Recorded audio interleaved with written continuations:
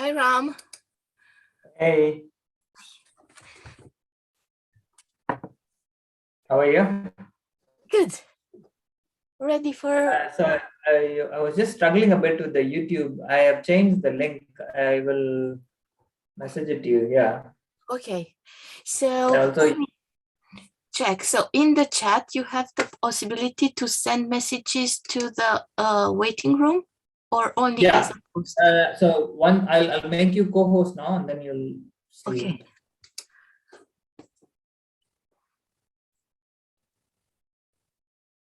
Okay. You see the in the waiting room. So let me see. Yes. So yeah. So send So the in message. case anything happens, I would have to send the link that you are sending now, the changed link. Yeah. In case there are more than 100 people in the room, then just send the YouTube link to them. Okay. So the number of people will automatically cut off, and what's over 100, they will be remain in the waiting room. So then Yeah. they will receive the message. Okay. Did you get the other two presentations that you are expecting? No? Now we So still need 4. 4. So there's a change in the list that you sent? There's a slight change. Yeah, I think one of the presentations that is missing, the project might do it live, but Okay. I'm still waiting for the final confirmation. So I changed the order slightly. And the first project that you see, the Chile one, might do it live. In my list, the first one is from Mongolia. No, I changed it on the website. Okay. I opened up the website too, but I thought to have this. Okay, yeah. So the first one is the Chile one. Okay. So I'll follow the website then, in case anything happens, just to have them ready. And I'm sure nothing will happen, but you know, when you're ready, nothing happens. When you're not, always something happens. At least to me. Yeah. So, okay. So I'm just going to test my screen sharing and let me know how clear the video is. Huh?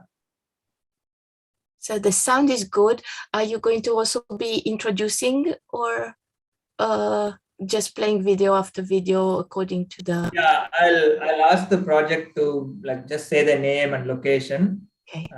but not anything else, and then play the video. So just listen to the video that I play and see if the sound is good. Hello, my name is Sandra Benitez, and I will give you an update of the Amanar Under the Same Sky project. This was a project first funded in... There's no image.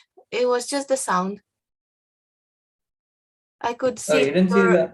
Yeah, I only could see your directory, but there was... Okay, wait.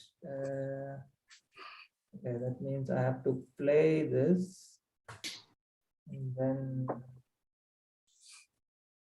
optimize for video clip, share.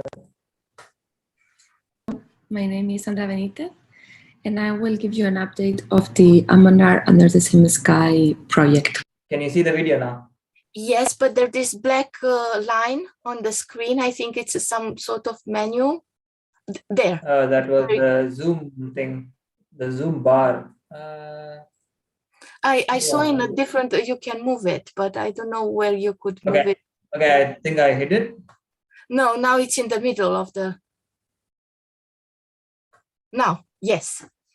This was a project first funded in 2019, and then we received another grant in 2020. Was that good? Yes, the sound is good, the image is good, but can we see how it slides to make sure it doesn't freeze or something? We want to be able to consolidate all the actions that we have carried out in the refugee camps in children. Okay. Yes, yeah. Okay. How do I play all the videos at once? Yeah, and what happens? Have you tested what happens if you you disappear? if you disappear, will the list continue by itself, or will I have to? If I disappear, you play from the YouTube. Okay. Okay, let's see if I do that.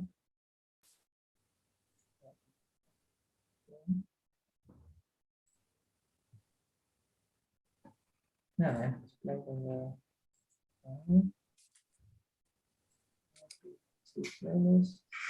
Hello, my name is Sandra Benitez, and I will give you an update of the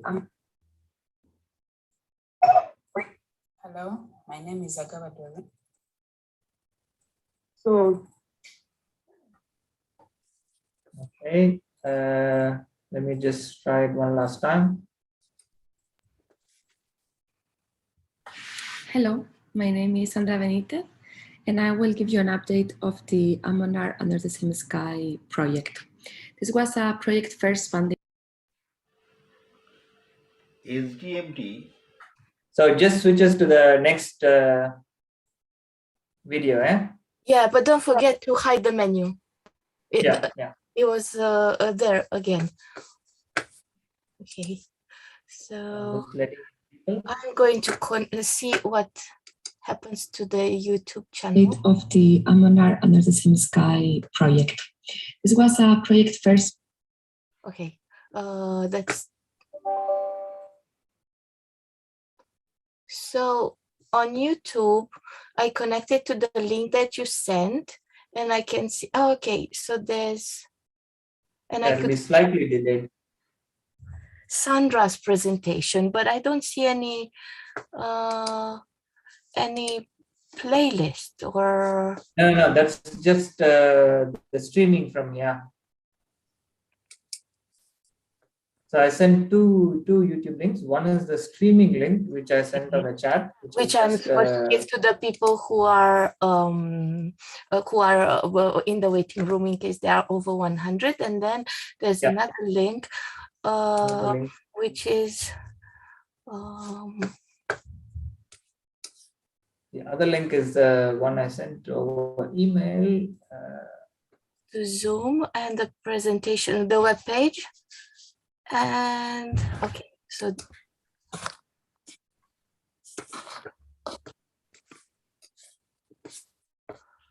did I not send you that link? Let me send it. Well, I'm still getting the waiting room. Yeah, there's no other YouTube link sent. There was just one. I'll send it now.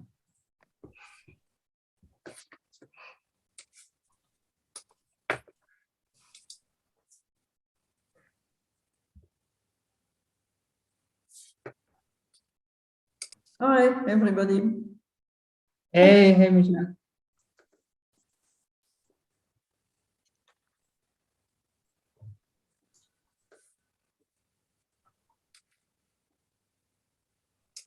Hi, Michelle. Hi, everybody. Hi, everyone. Hello.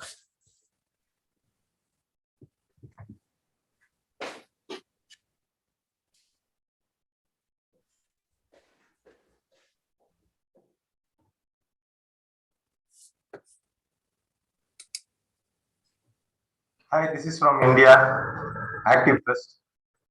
Hi. Hi, how are you?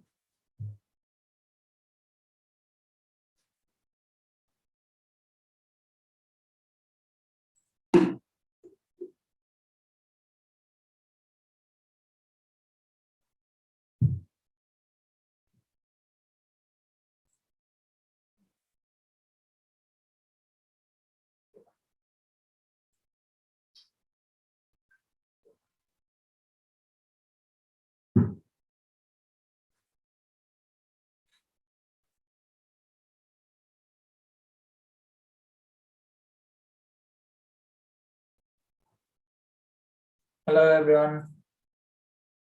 Hello. Hi. Hey.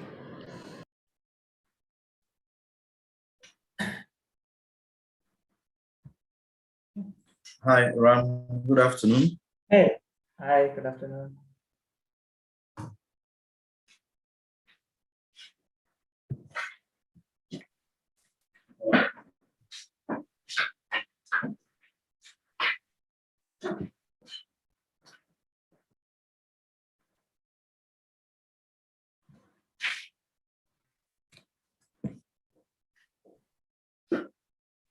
So I think we'll try to start maybe another 5 minutes or so 3 minutes past the hour.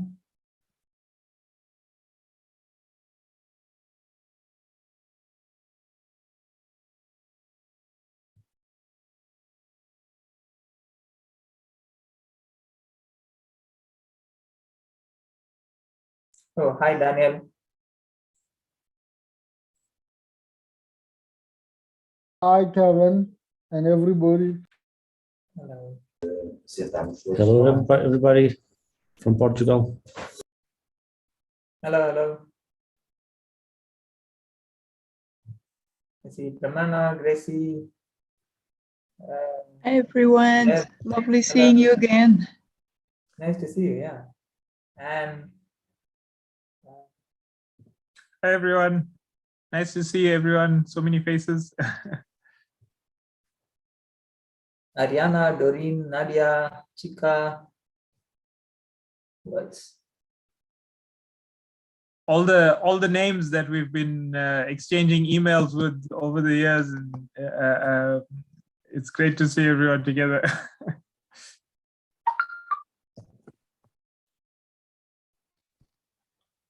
Hello. hey. Tawanda is here. Doreen Agawa. Hi, Hello, Kevin. It's been years. Hi, everyone. hello everyone. Ramasani, I don't think I met you when I was at UCT. No, I don't think so. No. Yeah, but I think I've met Kevin and a few other people I'm seeing in the participants list. All right, going to turn off now. Okay, people are really coming now. I think we have about 30 people. So maybe we can just wait. Hello. Hi. I see Sandra, John, Diana, Lindsay, Michelle.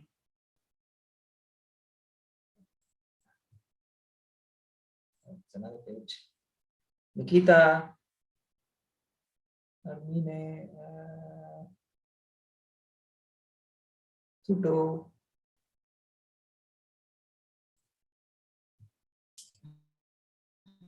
And Yatni. Hello. Hello. Hi. Hello. Everyone.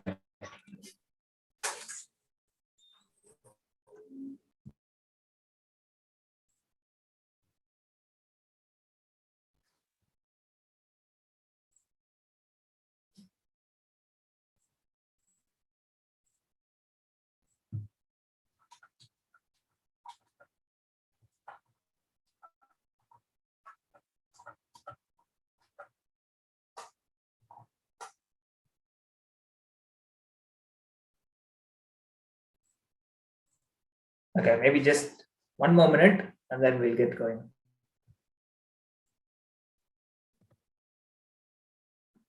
Sorry, Ram. Yeah. Maybe in the meantime, people can just in their names just put in brackets. If you rename yourself and just put in brackets The name of your project, yeah.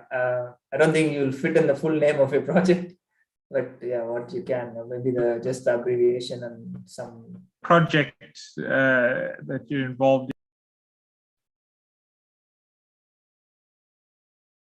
Your voice got cut off there, Kevin, but yeah. If people can just add some short name for your project in your name.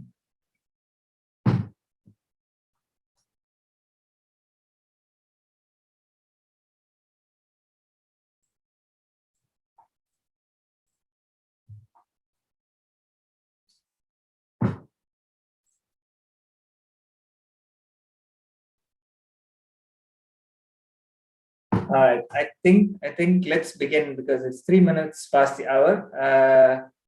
Thank you everyone for taking the time to join. Thank you for the projects, and thank you to everyone else that's also joining today. Kevin, do you think you can say a few words? I don't know what your connection is like, just to welcome people. Yeah, how's it now? Can you hear me okay? Yeah. Okay, cool. So just to say thank you so much everyone for coming, and big thank you to Ram for putting together this event. This is our first projects day. Can you hear me okay? Yeah. You know, since the OAD started, it's been 10 years now of the OAD, and the single most important activity of the OAD has been projects. It has been the activities that have been implemented around the world, and it's all of you that have made these things happen. So you know, we've been happy to help facilitate and coordinate stuff, but really it's been all of you, all the project leaders that have made astronomy for development happen around the world. So a sincere thank you and a big welcome to everyone. It's great to have this event, that you can meet each other, that we can learn from each other, and I think we'd love to have more such events so that projects can connect more. So thank you very much, Ram, and welcome to everyone. Thanks, Kevin. Yeah, welcome again to everyone. Like Kevin said, we're really grateful that there are so many people around the world willing to give up your time and expertise to run these projects. So with that, let me just start playing the video. So we have 21 projects, and I believe 17 of you have sent in videos. I don't know if the rest of the projects are here. If you're here, just send me a message on chat if you want to do a live presentation instead, just a 5-minute talk. So I'll just share my screen and play the videos one by one. So when just before I play your project video, maybe you can just say your name, introduce yourself, your name and location, all the people associated with the project. So let's see.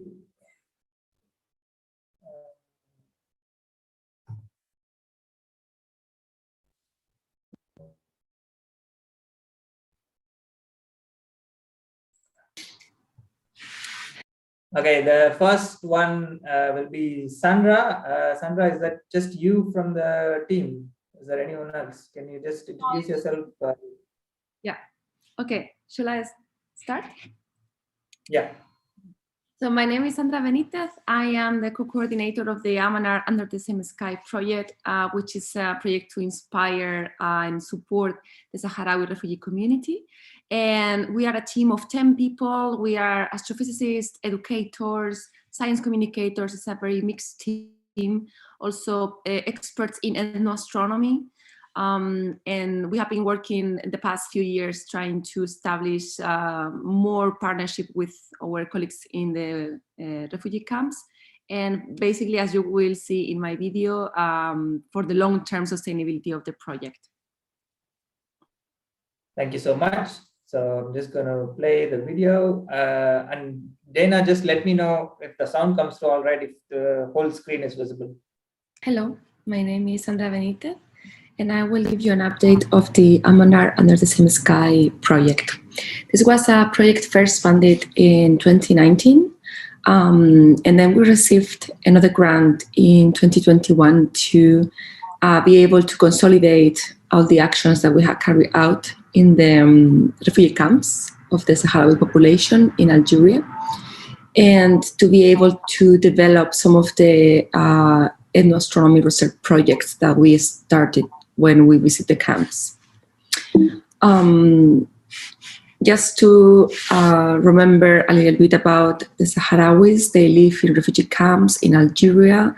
There are 5 of them, and in total, 200,000 people are living there, with 40,000 of them being children. And they face many challenges, of course, related to humanitarian aid, medicine supplies, water and fresh food and so on, but also regarding education and motivation for the young people that had very little prospects in the camps. Also, to put you in context, in 2019, we not only did activities in the camps, we also did activities in Spain with the students that spent the summer with the Spanish host families. We started with the Canary Islands, and something that we want to do now is to extend this to the rest of the mainland in Spain. But this was the pilot experience in the Canary Islands, where we brought together the host Spanish families and the Sahrawis, and we had different days where astronomy-related workshops were organized, and also visits to the observatories. Then the visit in the camps consisted basically on doing hands-on activities with primary and secondary students, and also working very closely with the teachers. We held several teacher workshops for showing different techniques in which they can engage their students to be motivated towards science, and also to use the different materials that we left there in the camps, like telescopes, for example, or interferometers. As I said, our aim for this second stage is to ensure the long-term sustainability, and because of COVID, this has been very challenging.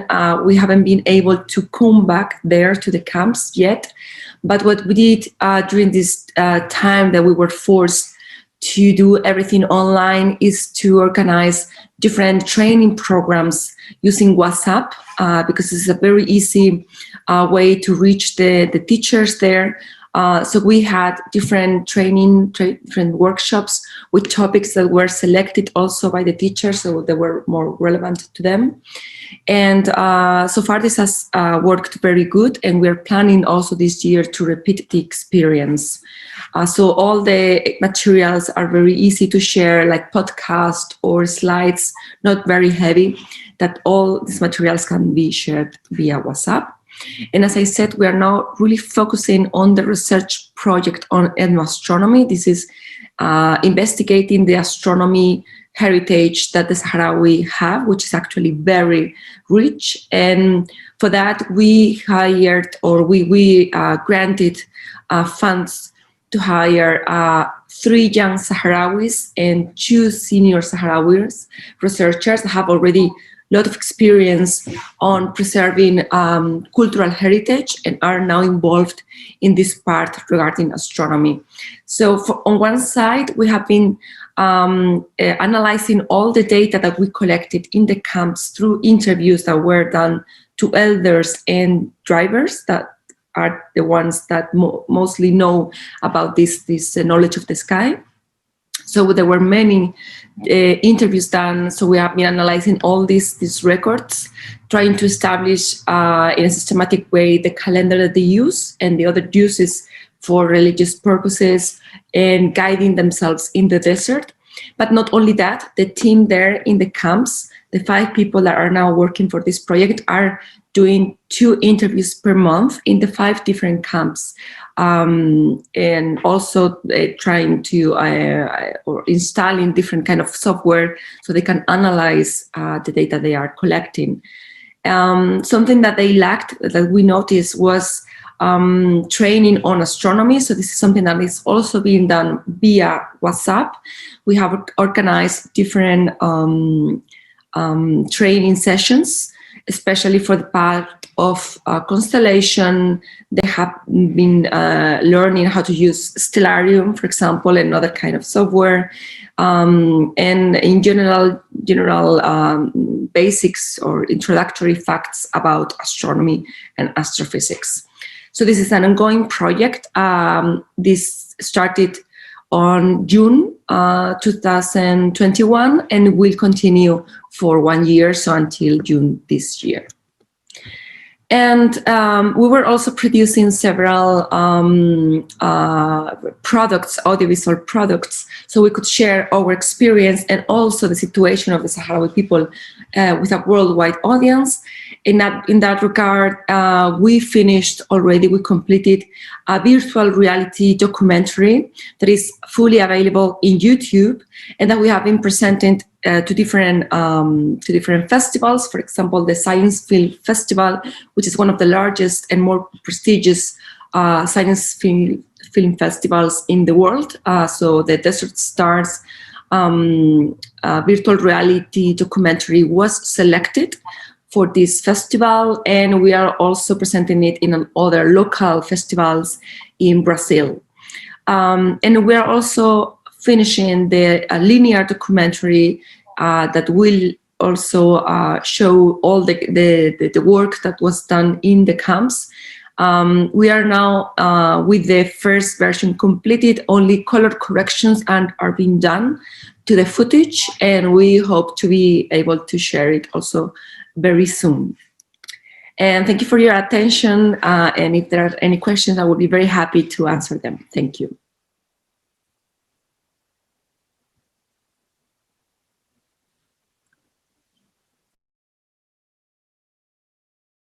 All right. Thank you so much for that. So just forgot to say a few more things. If you have questions, you can directly message the project coordinator or someone from the team who's here, or you can ask it at the end of the session. So we hope to play all the videos in about 2 hours. I know some of the videos are longer than 5 minutes, so it will take a while. But you can also exchange emails and contact the project coordinator later. So just have to do one thing.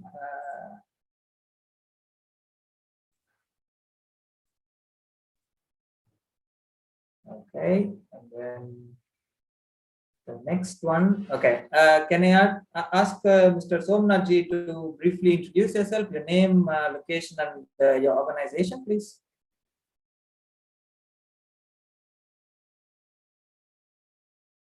If you're here.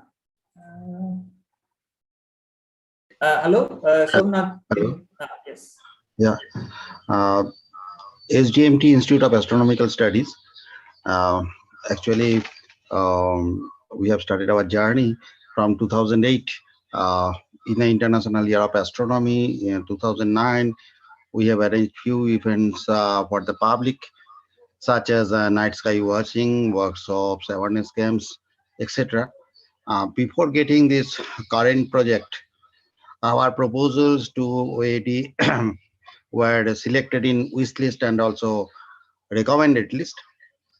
In 2021, our project is selected for 1 year, and due to pandemic situation, we can't fulfill our objectives as per schedule. Thanks to IAU OAD for extending our project tenure up to December 2022. The project budget 1,800 euro, you know, and we request to IAU OAD for 1,500 euro. Thanks to OAD sorry, again. can you mute yourself? I think there's feedback coming from someone. Our main objectives are our main objective. Yeah, I think that's fine. Thank you so much. I will play the video now.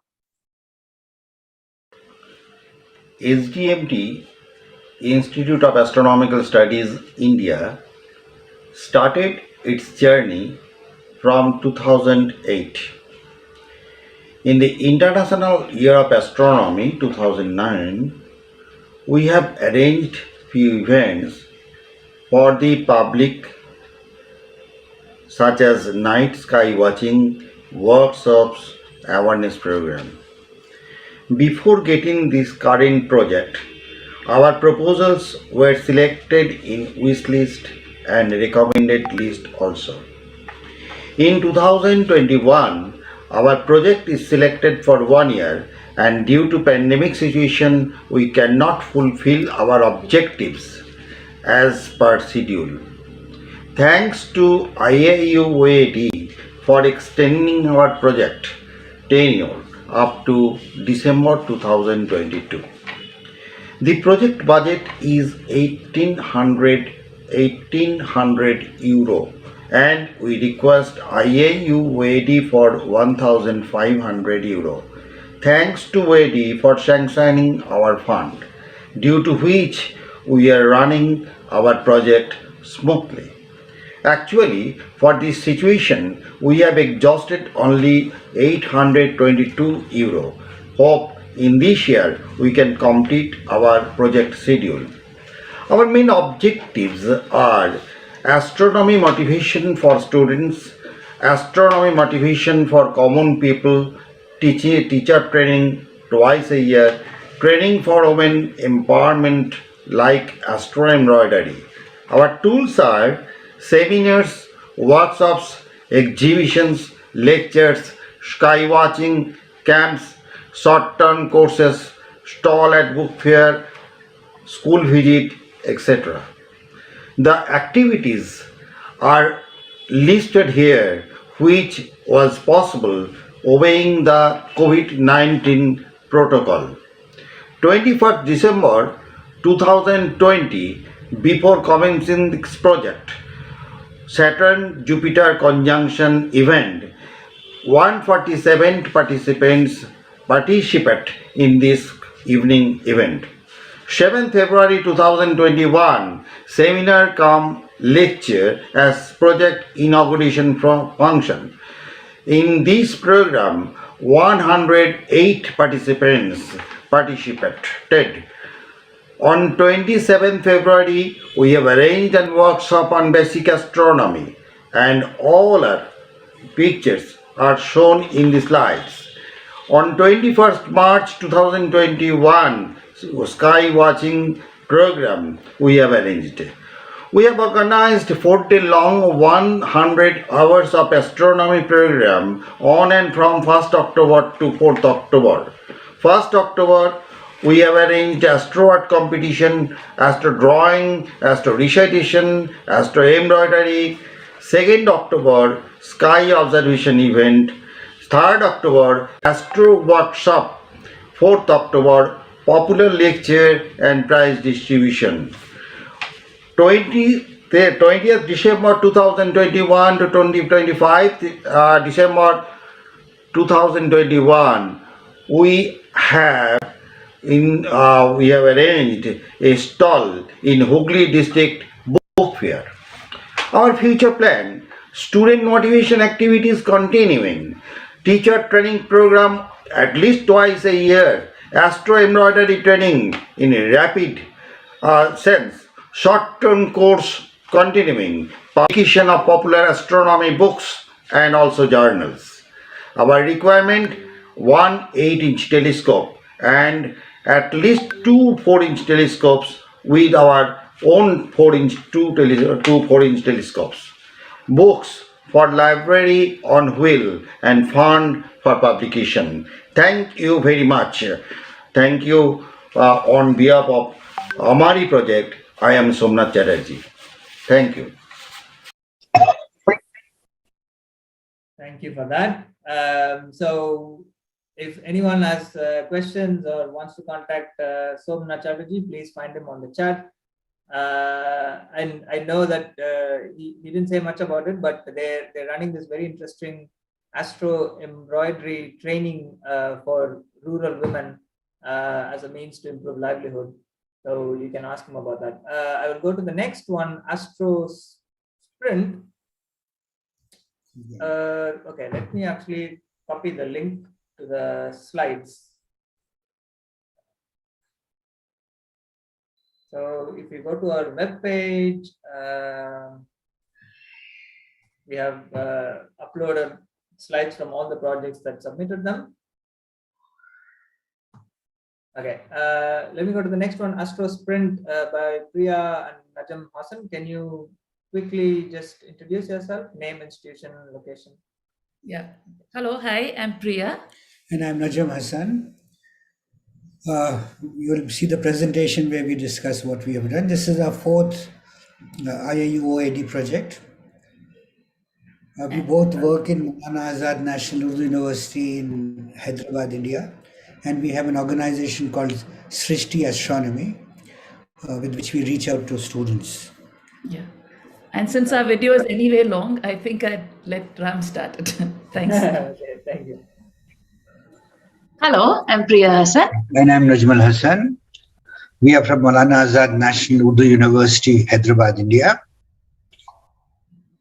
And today we'll talk to you about our IIU OAD project called AstroSprint.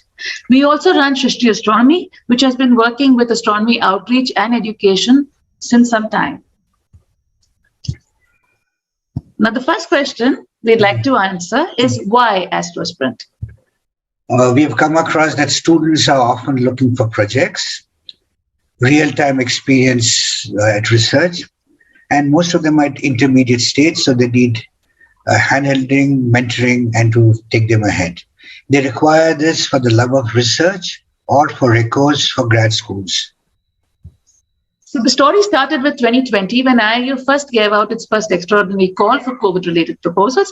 And that's when we proposed the project called Astronomy from Archival Data, which was a 6-month project essentially working on projects with astronomy archival data for students at undergrad as well as postgrad level. We had sessions on Saturdays and Sundays, 2-hour sessions each, and they had participation from 23 countries. There were about 1,000 participants. The list of countries which from where the students came is listed below. Which is clearly an indicator that this was something that students actually wanted. Now, that's our team. 2 of us worked together. But for this thing, we actually invited a lot of friends, a lot of other astronomers to contribute with their science cases and their possible projects, which would cover other parts of the electromagnetic spectrum as well as other kind of objects, other than the projects that we were offering to the students. So the modus operandi was virtual teaching. And this has been here for a while now. And we have to do that for the COVID issues. We had to maintain a website, design it, make it attractive for students, use social media effectively to reach out students with their queries and their support material. And we had a variety of speakers, which included Mark Taylor, who covered TopCat, Louisa Rebil from IPAC, and from ESA, we had help from Bruno Marin, Deborah Baines. We had Tim Hamilton, who gave some projects to students, as well as Ajit Gimbhavi, Avinash Deshpande, and a lot of other astronomer friends who contributed onto the project.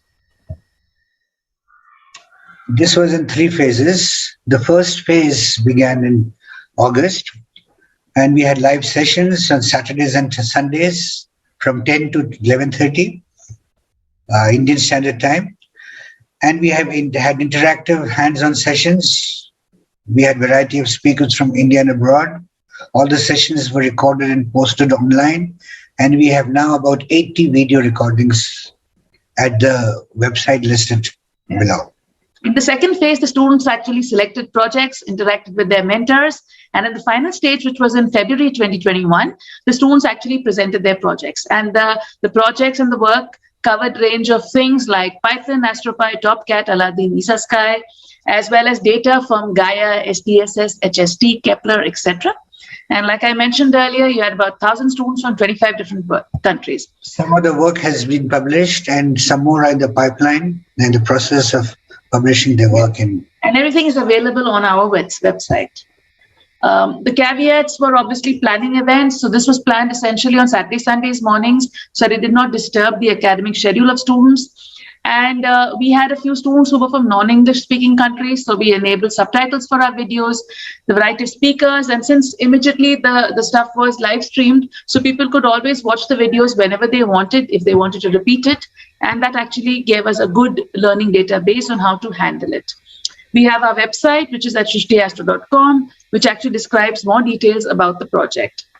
And that's when, we came up with the tools and science cases. We taught them Python, AstroPy, TopCat, Aladdin, ESA, R, machine learning and big data, which are essential for dealing large amounts of data, which are now available for astronomy. Yeah, so the science cases ranged from exoplanets, stars, galaxies, grav lensing, dark matter, and all kinds of other interesting objects. And that's when started off the conception for AstroSprint. So OAD advertised for AstroSprint. This was for last year, for 2021. And that's when we proposed AstroSprint. AstroSprint was basically made up of 3 workshops. And you can see that our website was basically Star Trek themed. And we essentially tried to keep that to make the website interesting and fun for participants. The first workshop was held from 26th to 28th March 2021. The complete set of 19 lectures are available on the link provided below.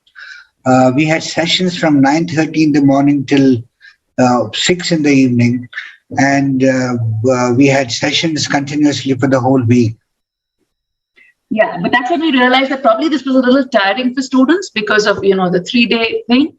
And therefore, but before that, we then planned Discovery, which was the next workshop, which was covered over a span of 10 days. And instead, in this case, we did 10 days with 2 hours each, so that the load was not too much on students. You can also see in this plot the kind of coverage we have of country-wise. We have all over the world participants from everywhere. During the weekdays, we had it in the evenings, and on the weekends, we had it in the mornings, Indian Standard Time. And since it was made available online, people could see them at their convenience from different time zones. So you can see the schedule we had over here. These were approximately the kind of things which we covered in the second workshop. Now and then people could actually choose the projects they wanted to work in. Each of them have mentors, and accordingly they have been working since that time.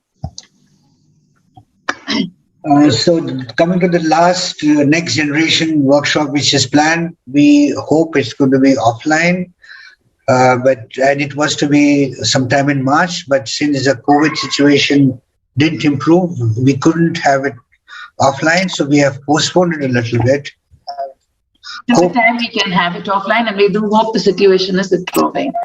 So meanwhile, you have the repository which is there on our website. And we also conducted a few more workshops online to keep students engaged.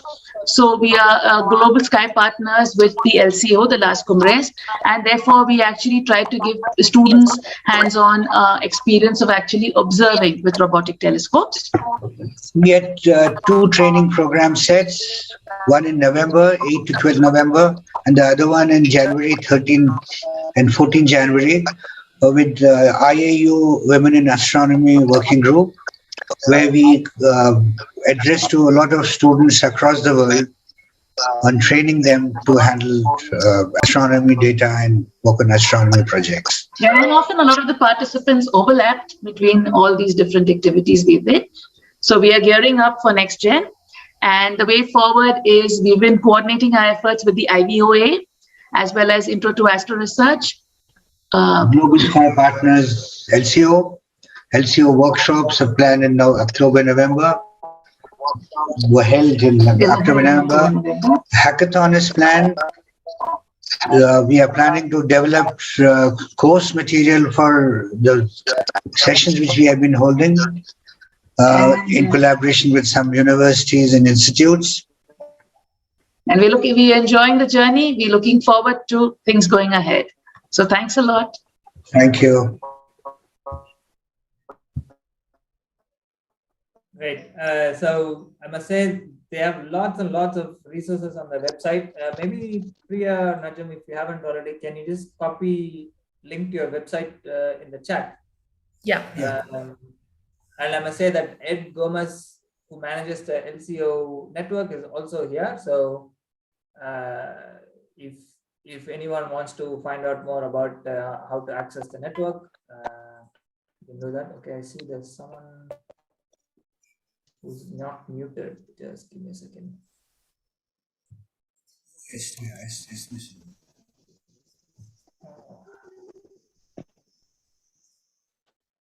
Kevin, can you mute that person?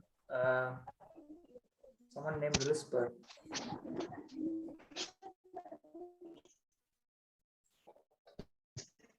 All right, let's move on to the next one. Hello. This is now from Uganda. Doreen, I know you're here. Is there anyone else from your team? Could you briefly introduce yourself, Doreen? Yes, please. Thank you. Sorry, go ahead. All right. I'm Dorina Gaba. I'm the only one attending from my team today. And we have done some work in one of Uganda's refugee settlement camp to pilot our search for indigenous cultural astronomy knowledge. We want to archive it and share it publicly in Uganda and beyond. Please enjoy our video. Thank you. All right, thank you. I will now play the video. My name is Agaba Doreen, the co-founder and CEO of Space Technology Agency, and today I'm presenting about cultural astronomy in Uganda's refugee settlements. The goal of this project includes cataloging cultural astronomy knowledge from refugees, providing a formal structure for storing and sharing this knowledge, creating a platform for assessing the application of this knowledge for development, and facilitating introduction of astronomy education in refugee communities. The expected outcomes of this project include an increased access to indigenous astronomy information from refugees, promoting inclusion of displaced people in STEM education, fostering the use of indigenous astronomy knowledge in development. Our activities include teacher training seminars, data collection, project evaluation and monitoring, and establishing a mobile astronomy lab. Some of our deliverables for this project include teacher training materials for astronomy and space science, data collection interpretation resources, curriculum resources, amateur observations, mobile astronomy lab, and a catalogue of cultural astronomy materials for publication.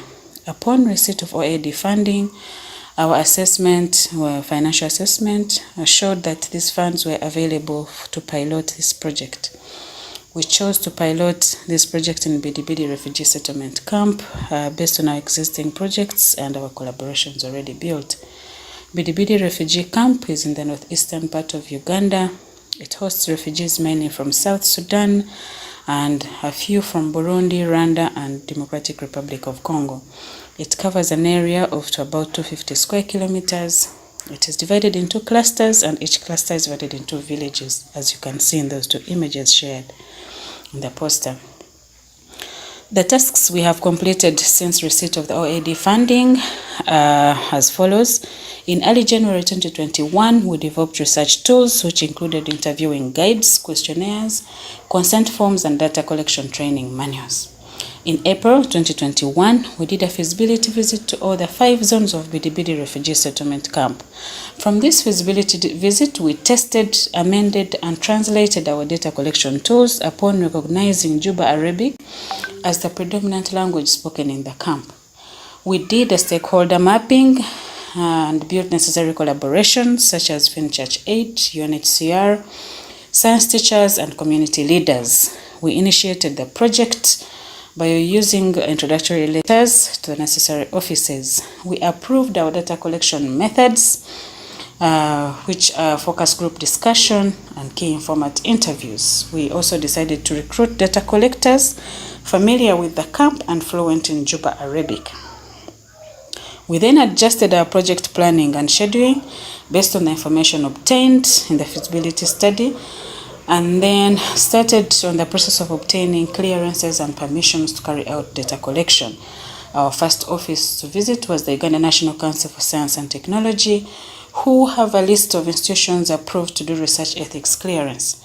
We chose Mbarara University of Science and Technology, fulfilled their requirements in terms of documentation and payments, and after a few months received research ethics clearance. We presented this back to the Uganda National Council for Science and Technology, who then gave us a letter to take to the Office of Prime Minister.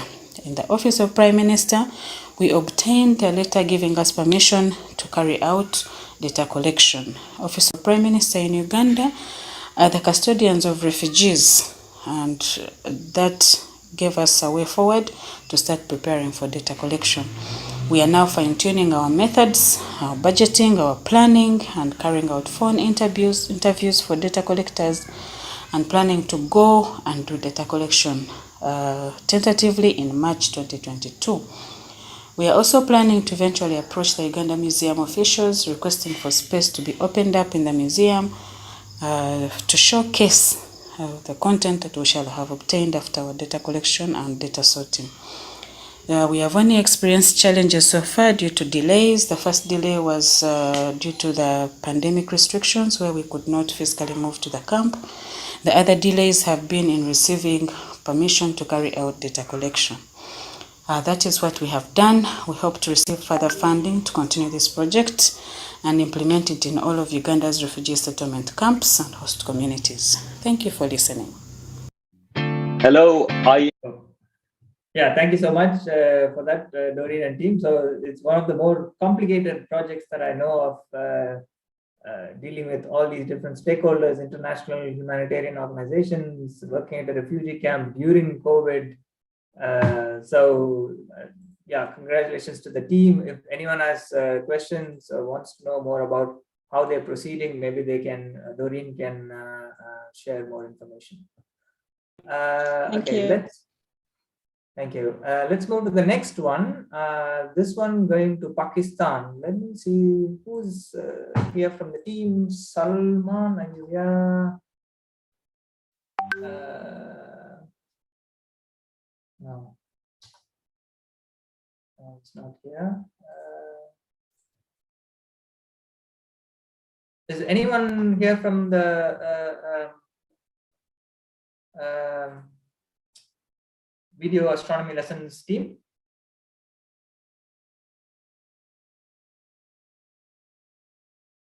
No one. Okay, let me just play the video. So they actually sent me a YouTube link because their video has subtitles. So I will play the video from YouTube. Share my screen again.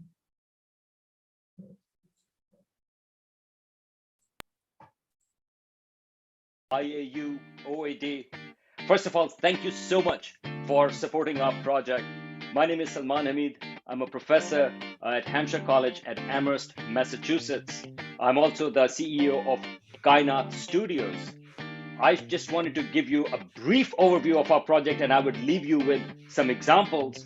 Our main goal was to create astronomy videos in Urdu, which is spoken in Pakistan, aimed at kids from 5th to 8th grade. These were not meant to be coursework, but rather to aid them in understanding fundamental concepts about astronomy. But one of the big goals was to think about cultural representation. So the hosts, it had live hosts, 3 of us. It also had animations. And then we also used examples that were relevant to the local culture. And our animations also used characters that look like Pakistanis. And so I should mention in terms of the challenges, I think everybody would have mentioned COVID. Certainly that was our challenge too. But I think this also was a promise because our team was over 3 continents and represented 5 cities. So let me introduce you to the team before giving you an example of the videos. I'm in Amherst, Massachusetts. One of the co-hosts, Lala Rukh, she's a science communicator. She is in London. Another co-host, Roshan Bukhari, he was also the producer of the series. He is in Lahore. Then we have our animator, Maria Khan. She is also in Lahore.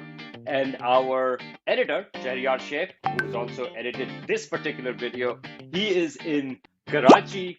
Our social media person who also hosted Facebook Live events, she is Maham Maqsood, who is in Ankara.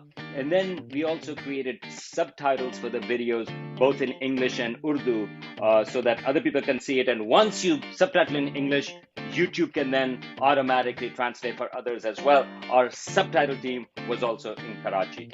We are a little behind schedule. We wanted to do 10 episodes by now, but we have been able to create 6 episodes. Each episode is about roughly 10 to 15 minutes long. And so we expect the other 4 to be done within the next 6 months. But Our videos are already being requested by the Pakistan government for the single national curriculum. They wanted to make it part of teacher training and for students, and also by the Daud Foundation, which also has a science museum in Karachi, and a lot of schools that they run. They are also running our videos in their schools. So without taking too much time, please enjoy the last minute or so of this video with Kainat Kids example. Thank you very much.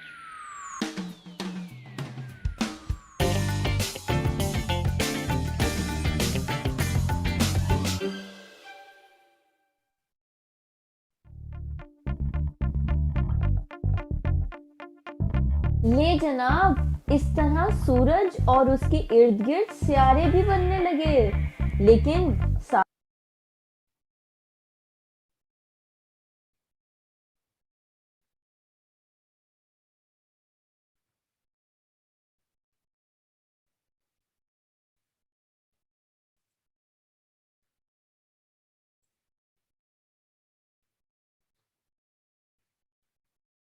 सारा निज़ाम शमसी एक जैसा क्यों नहीं दिखता? इसमें कुछ सियारे छोटे, कुछ बड़े, कुछ लाल, कुछ नीले, कुछ पीले। ये क्या मामला है? सूरज के बनने के बाद उसके इर्द गिर्द मुख्तलिफ किस्म का मटेरियल मौजूद था, जैसे कि हल्की फुल्की गैसेस यानी हाइड्रोजन और हीलियम, भारी धात जैसे कि आयरन और निकल, और कुछ इधर उधर की बची कुची चीजें जैसे कि सिलिकेट्स यानी पत्थर। जी हाँ, ये वही पत्थर हैं जो आप रोज आते जाते चलते फिरते हर जगह देखते हैं।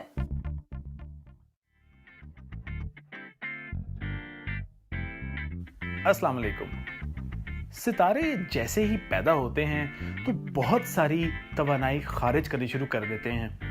हमारा सूरज भी यही काम करता है, लेकिन याद रहे हमारे सूरज और निज़ाम शमसी के सब सैयारों का रिश्ता बहुत गहरा है।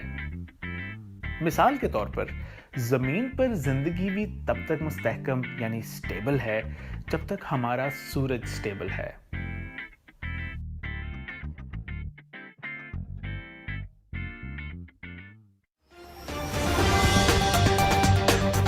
आज की ताज़ा खबर, सूरज जब मरेगा तो एकदम बुझ जाएगा, यानी कि एकदम अंधेरा, गुप अंधेरा। जी हाँ, सूरज के मरने पर कुछ नहीं बचेगा, ना सूरज ना सैयारे, और सूरज एकदम से खत्म हो जाएगा। ब्रेकिंग न्यूज, चांद के ऊपर जमीन का साया, इस वजह से चांद पर फेज आया। दरअसल बात यह है कि चांद के ऊपर जो फेज आता है They've made solar systems and planets so easy to understand, which I love so much. And keep up the good work, Kainat Kids. इतने सालों के बाद एक ऑर्बिट कंप्लीट करना है, और अगर वो उसे ज्यादा या उससे कम साल लगा रहा है तो हम इससे उसका ये या फिर हम उसका मैथ्स जज कर लेते हैं। ये है बिल्कुल हाँ, मगर उसमें एक चीज जो जरूरी है जो मैंने नहीं कही,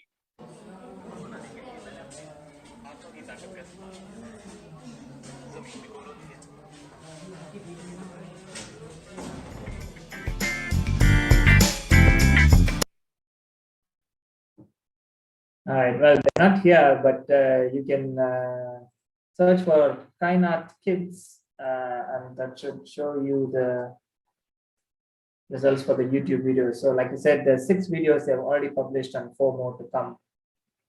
So if any of you have been following the order of presentations on the website, you'll see that we're skipping over certain projects. So these are the projects that couldn't come today, or they couldn't send us videos in time. I actually accidentally skipped the previous one, Astro Prison. Emeka, are you here? I know that you wanted to go out. If you're here, I will play Astro Yes, Prison. I'm here. Okay. I will play that now. Do you want to introduce? Yeah, thank you. Our project. Okay, my name is Emeka Onyuwama. I'm from Nigeria. Our project is on Astro Prism project. In this project, I and my team members comprising of people from an NGO, the Carmelite Prison Interest Organization, and my office at Center for Basic Space Science. We try to use the concept of pale blue dot to reorientate inmates in the prisons, one maximum security prison and a minimum security prison. And then at the end of the day, we also, after giving them the concept of pale blue dot, we now teach them a skill which they can rely on after their incarceration in prison. So Ram, you can play the video. My team member, Timothy Ewim, is also online with me here. Okay, thank you. Good morning, good afternoon, good evening, wherever you are listening from. My name is Onyewoman Nemeka. I'm the grant holder for the Astro Prison Project in Nigeria.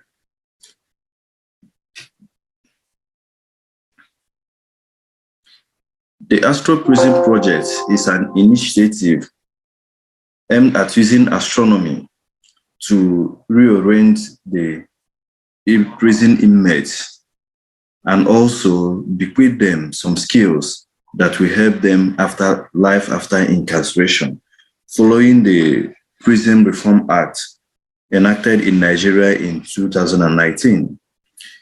Now, the project has the following goals: to inspire, educate, and prepare inmates for a life after imprisonment using astronomy. And we did this project in collaboration with the Carmelite Prison Interest Organization and the Mekachi Agro Foundation. Now, during the project, we bequeathed the inmates with skills such as snaring and beekeeping. And also, we introduced to them the concept of pale blue dot as a means of reorientation to help them in ethical change behavior. Also, during the project, we conducted medical outreach, during which we brought medical professionals who gave them treatments of from their various ailments, and also gave them drugs, as this is one of the important things you can do for people within incarceration.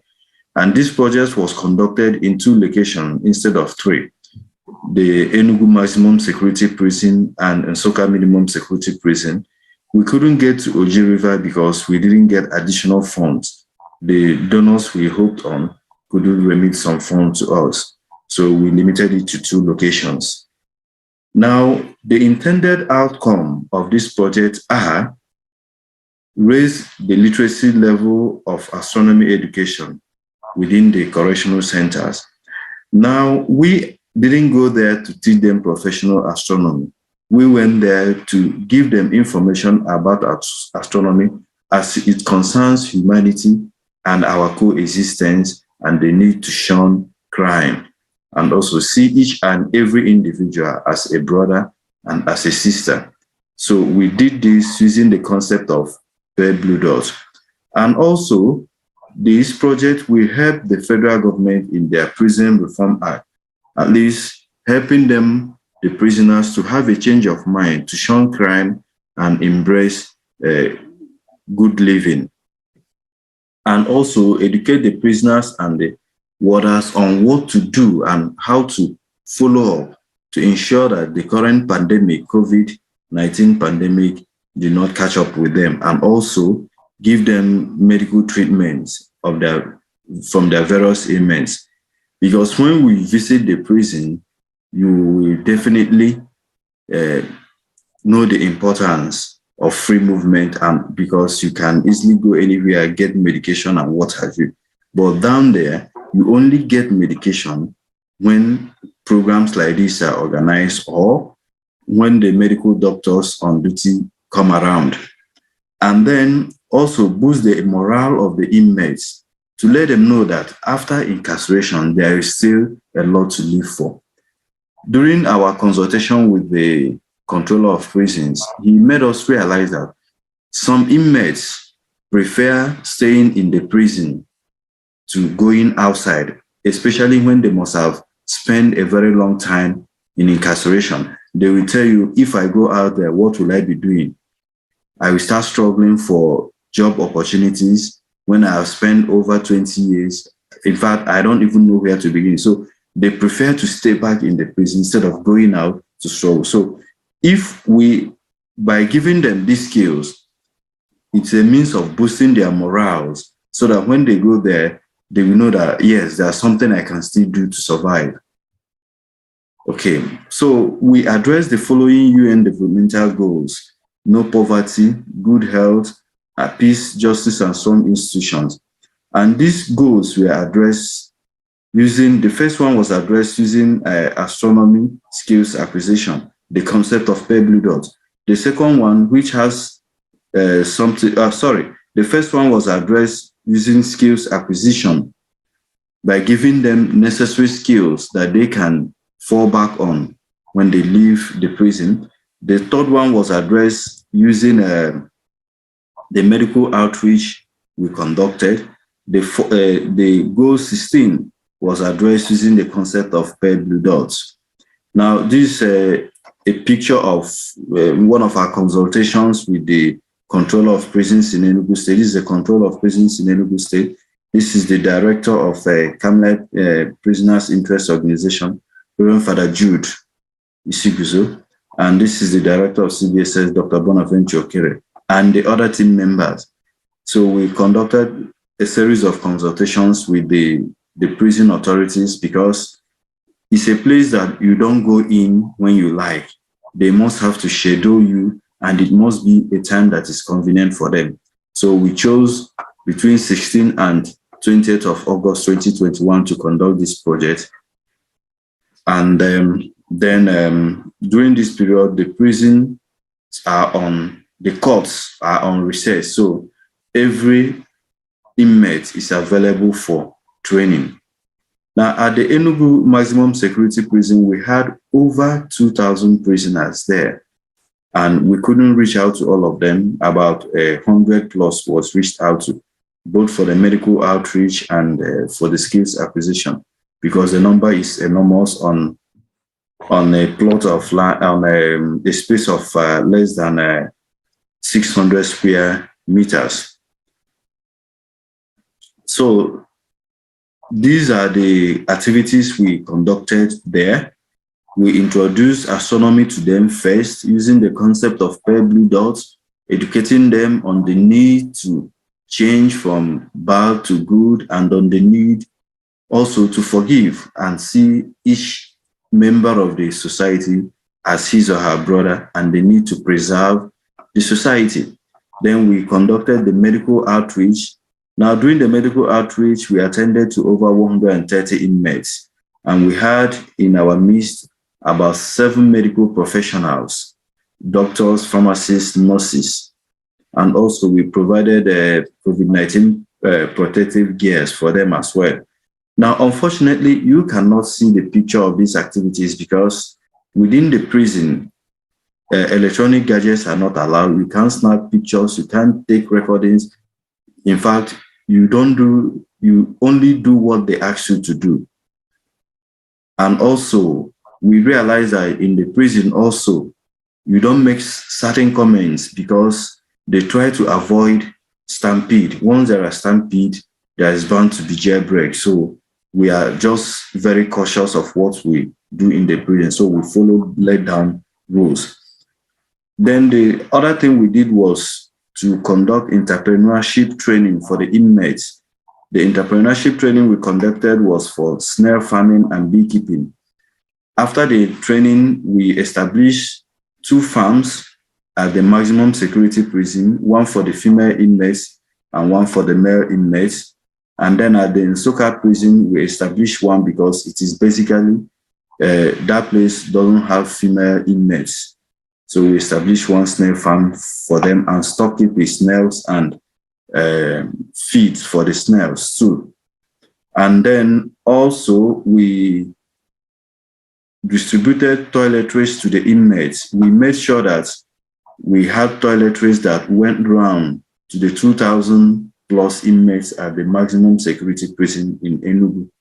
Both the male and the female inmates had toiletries, soaps, and the female inmates also have toiletries, their special needs. Okay, so we also went out of our way based on the request made by the inmates and also the authorities at the prison. We had to sponsor their football competition. The sponsorship is not much. We sponsored them to get more footballs. At least that will help them to get over the period of incarceration, because between July and August, they normally have their football competition for the different prison hostels. So they organize football competition between July and August. And as you can see, these are the medical team that delivered the medical outreach. And also these are some of my team members, some of the toiletries and the feed for the snails we also delivered to the inmates. And also during the program, we had to feed the prisoners. One funny thing we realized is that once a program like this is going on, especially when it comes to distribution of drugs, distribution of food, almost all the inmates are interested, because this opportunity, like I said before, comes once in a long while. So I want to thank OAD for sponsoring this project, and we wish that we also conduct this project in other facilities around. Thank you very much, and do have a wonderful day. Thank you so much. Certainly very interesting and unique, and the project addressed so many different aspects. So if anyone wants to get in touch with Emeka, do so on the chat.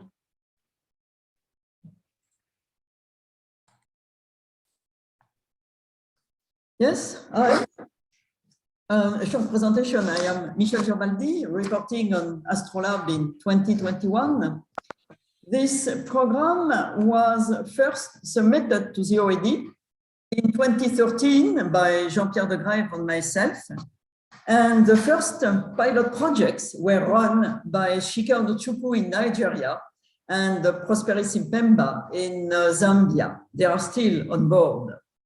In 2020, Nicole van der Bleck joined us, so we expand Astrolab to some South American countries now. So we can have a look maybe to the video, Ram. Thank you, sir. So you can still see my screen, right? Yes. Okay, I'll play the video. Hi, everybody. I am Michel Gerbaldi, reporting on Astrolab in 2021. Astrolab is an inquiry-based lab activity with the aim to develop the understanding of scientific methods. The students learn to plan and to perform observations with robotic telescopes.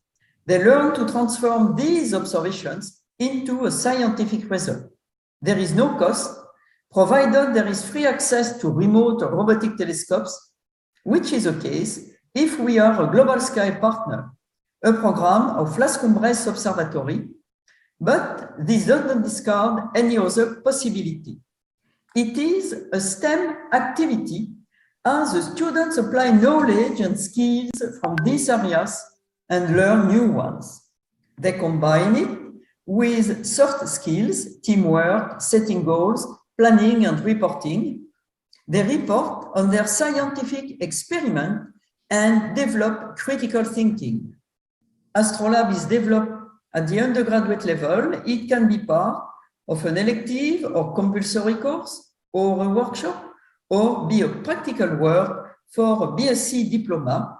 It can be upgraded to master level. The students have an active role in doing Astrolab.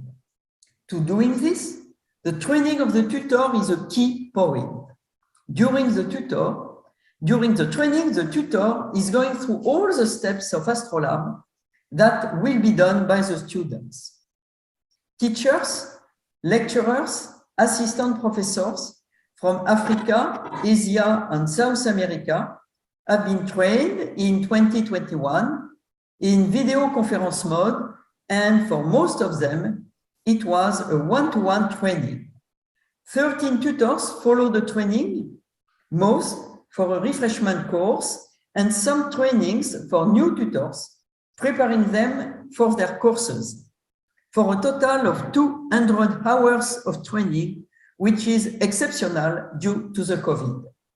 In 2021, Astrolab was taught at the University of Pretoria in South Africa, at the Technical University of Kenya, at the University in Anambra State in Nigeria, at the Copperbelt University in Zambia, at the Pontificia Universidad Católica University in Lima, and at the Escuela Politécnica Nacional in Quito in Ecuador.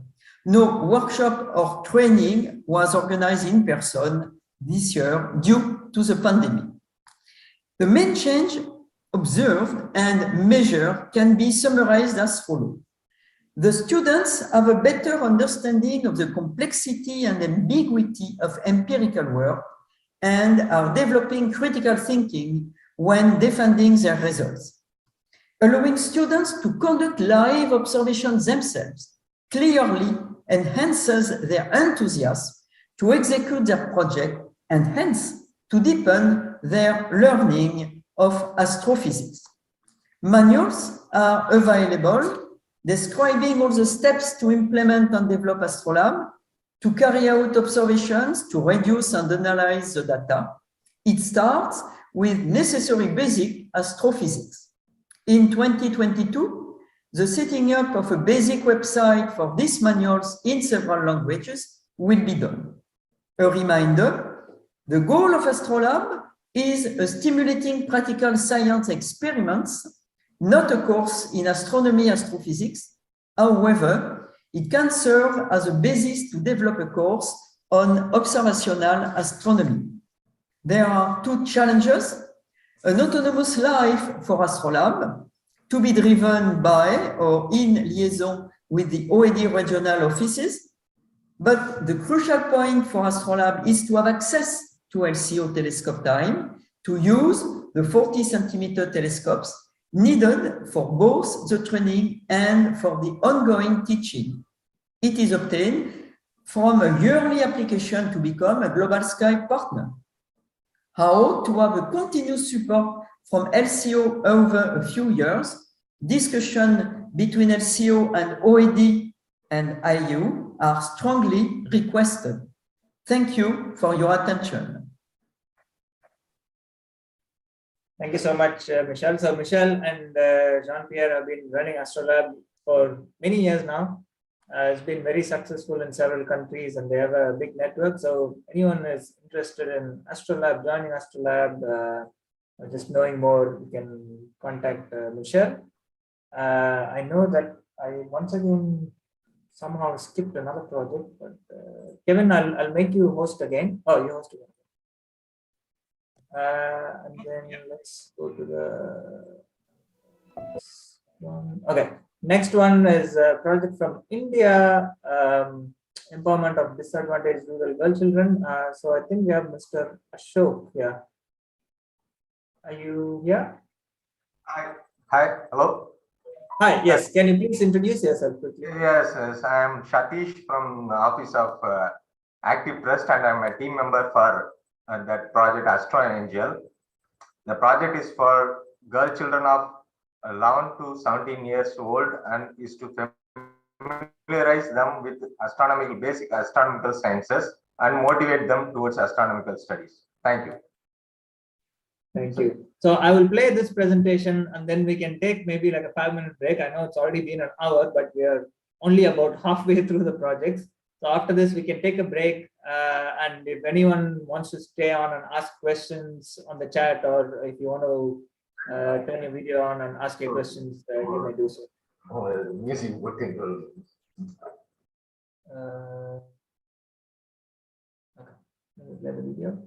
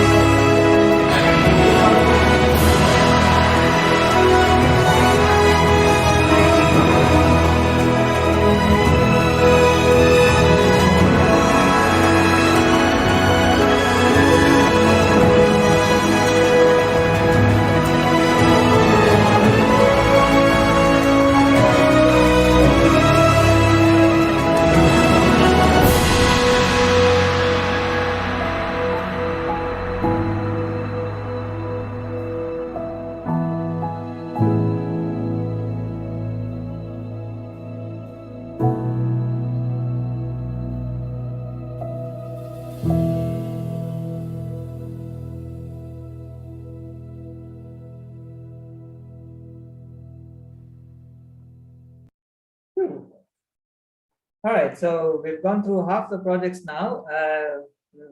We can take a few minutes break if people want to get coffee or something. But if anyone has questions, please ask either in the chat or via audio. There's been lots of information, lots of projects. Let's see. Any questions from anyone?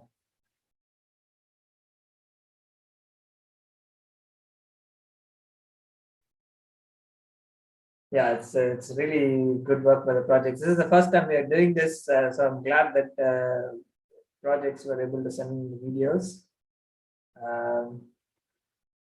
I'm just reading the chat now. Sorry, I may not have seen your messages.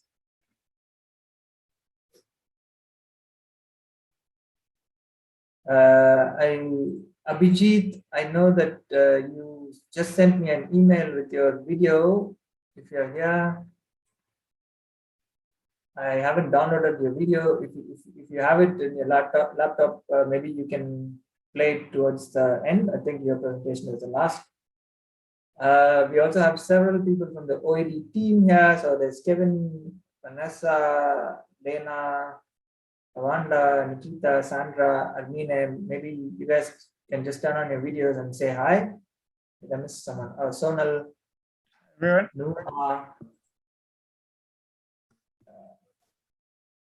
Sean. Yeah, Sean as well. You guys can just say hi. Hi.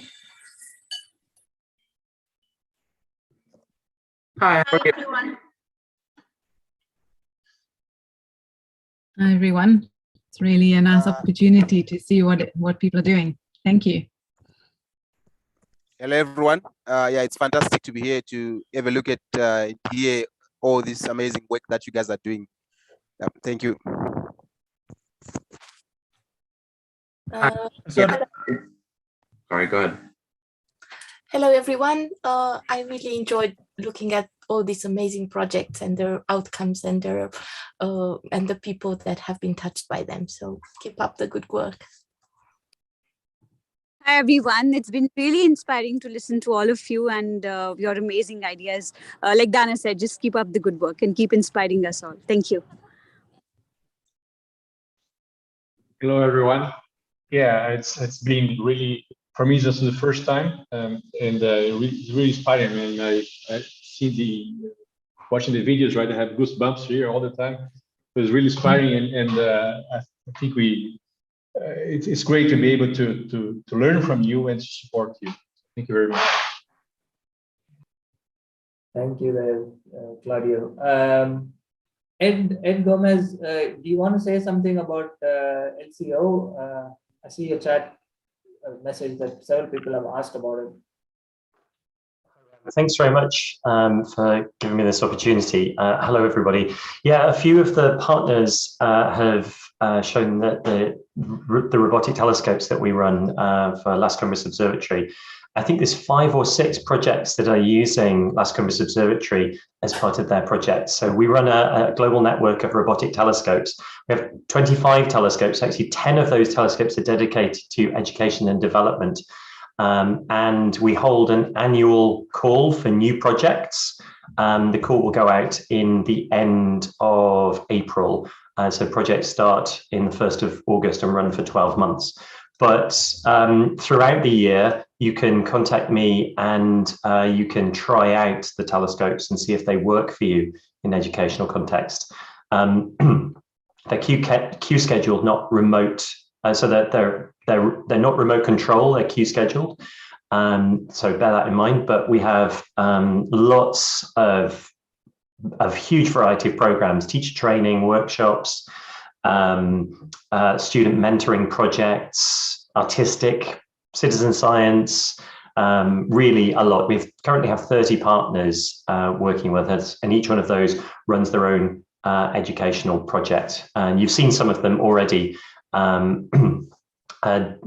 There were 3 earlier, so the Shusti Astronomy, Astrolab, and Agaba Doreen from Uganda. So please be in touch with me. I put my email in the chat you're interested in adding a robotic telescope element to your program. All right, thanks very much, Ram, for giving me that. Sure. Kevin, did you want to? Yeah. So I just wanted to say it's great that all of you could make it here, and you know, it's a really nice way of getting a snapshot of all the projects. I wonder whether there are any comments or suggestions about you know, similar kind of things. You know, how do you feel so far, especially all the project leaders? Is there anything that we can do to support you know, more of these collaborations between projects? Do you want to have sort of an open Zoom space every now and then that for you to have open networking and so on? So maybe just to open it up to everyone here. See Ed's hands up again. Hey, thanks, Kevin. I meant to say earlier, thank you everybody for sharing your projects. It's really inspirational to see all of these. I've been involved with the OAD since really the very early days, and I'm one of the reviewers of projects. So it's really great to see the work that you've been doing in such a vibrant way. Something that we run with the Global Sky Partners is a monthly Zoom. And it really works very well. Something that's come out of this monthly Zoom is that there are issues that I can't solve, issues of like particular to programs, but the partners talk to each other and they help each other and share their resources with each other, and that is a huge benefit. I'm sure the partners who are currently here will tell you how much of a benefit it is, and how much the program as a whole grows because of this this sharing and this collaboration. So I can definitely recommend that, Kevin. Thanks very much, Ed. I saw there was another hand, but the hand went down. Was there someone else that wanted to say something? Sorry, it was from me. Sorry. Yes, go for it. No, I just did it by mistake. Sorry. Oh, no problem. Okay. Okay, would anyone else like to say something before we? I see Sandra. Yeah, thank you. I think Edward's idea is actually very good. It would be very nice to have regular Zoom meetings where we could update each other. But I think something that I think Ram has been trying to do for the past couple of years is to connect projects that are somehow similar, either in the methodology they're using or the target group they are reaching out. And I think this maybe could be strengthened. So for example, in my case that I work with refugees, maybe to have like continuous contact with other projects that are also working with refugees and so on. So trying maybe to strengthen those links, I think that would be very, very useful. Could be through calls, specific calls for this kind of projects, or through other venues we can explore. But I think that would be very, very nice. Okay. Yeah. Great. Thanks, Sandra. I think we need to put more effort into that. How long has it been? I think it's been 5 minutes. Shall we go back to the presentations? Let me see. Okay, the next one is Asteroid Workshop Rocky Adventure. I think Carolina, are you here? Yeah, I'm here. Hello, everyone. It's really nice to be here and see all these amazing projects. So today I'm representing my team. We are three women astronomers. And yeah, this workshop was done in Chile, in many schools of Chile. And I will share with you this amazing video that did Javiera to share all the results. Enjoy. Hello everyone, and welcome to the video summary of our Asteroids Workshop, a Rocky Adventure. In our experience doing outreach with our initiative Startres, we noticed that many public school teachers have motivation, but they lack the resources and training to implement any class innovation beyond the basics. This is why the aim of this project was to bring astronomical material to students and teachers from less favored Chilean public schools in the frame of the Asteroid Day 2021. Our plan was to create and distribute educational kits in different schools along Chile, reaching around 900 students from ages 6 to 8 years old. We started with an application call to all public and subsidized schools in Chile. Using Google Forms, we asked for their contact information, student characteristics, and their motivation to be part of this activity. We received 30 applications from north to south of Chile, from which 28 were selected. 20 public schools and 8 subsidized schools received our kits, which you can see here located in the map. Each school had 1 or 2 representatives, and we trained them so they could teach their students all the basics on asteroids. In parallel, we also replicated this workshop in other events such as the Asteroid Day, the National Summit of Astronomy Education, activities for the Ministry of Culture and Arts, and more.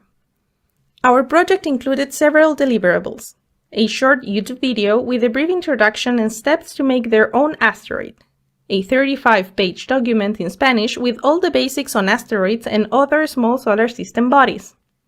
This document was written for the teachers in charge of the activity. 2 infographics for kids, one with simple instructions and materials to make the asteroid, and one with kid-friendly information on asteroids and other small solar system bodies. The teachers that were part of the training also had access to the training videos. 20 public school teacher kits that included 2 3D printed asteroids, notebook and pen, a tote bag, and lots of astronomical material kindly donated by Alma and ISO. We also had to improvise 8 extra teacher kits for the subsidized school teachers. 900 student kits that included 2 packs of modeling clay, the 2 infographics developed for the workshop, notebook and pen, stickers, a tote bag, and finally astronomical material donated by Alma and ISO. To measure the changes in our target audience, we asked all the teachers to complete 2 Google Forms, one before the workshop and one after. We divided the contents into 3 big areas: asteroids, asteroid composition, and asteroid locations. For these 3 areas, we asked them 3 things: their own level of knowledge, how comfortable they feel talking about asteroids, and the level of knowledge of their students. Even though some of the teachers were already interested in astronomy and had some level of knowledge and confidence talking about asteroids, all of them declared that their students had none or just basic knowledge of the subject before the workshop. After the workshop, their knowledge improved between basic and advanced levels, most of them marking advanced. Most of our challenges were related to logistics. None of our representatives were located in the capital, and finding vendors was hard. Also, the pandemic made everything slower, and we had to stretch our deadlines. One of the biggest challenges was to make the kits. It was 920 kits and only 2 people to make them, which took a great amount of time and space in our homes, and many trips to the post office. But all the effort was worth it when we saw how grateful the teachers were. We saw the pictures of tons of happy students with their kits, and we received lots of messages saying how much they enjoyed this activity. Thanks to the OAD for their support on making this possible. Hello everyone, and welcome to the video summary of our asteroid week. Thank you so much, Carolina, and well done on doing 450 kits each. Would you mind copying a link to your website and kit in the chat, please? Thank you. So now playing each video. The next one is Indonesia. There we go.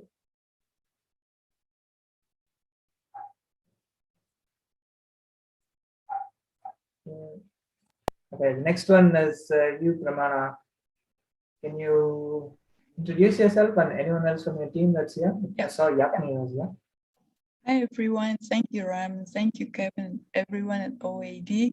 I'm having the honor of representing our project from Bosca Observatory in Indonesia, and part of our team are here, also our collaborator and making sure that everything in our project runs smooth.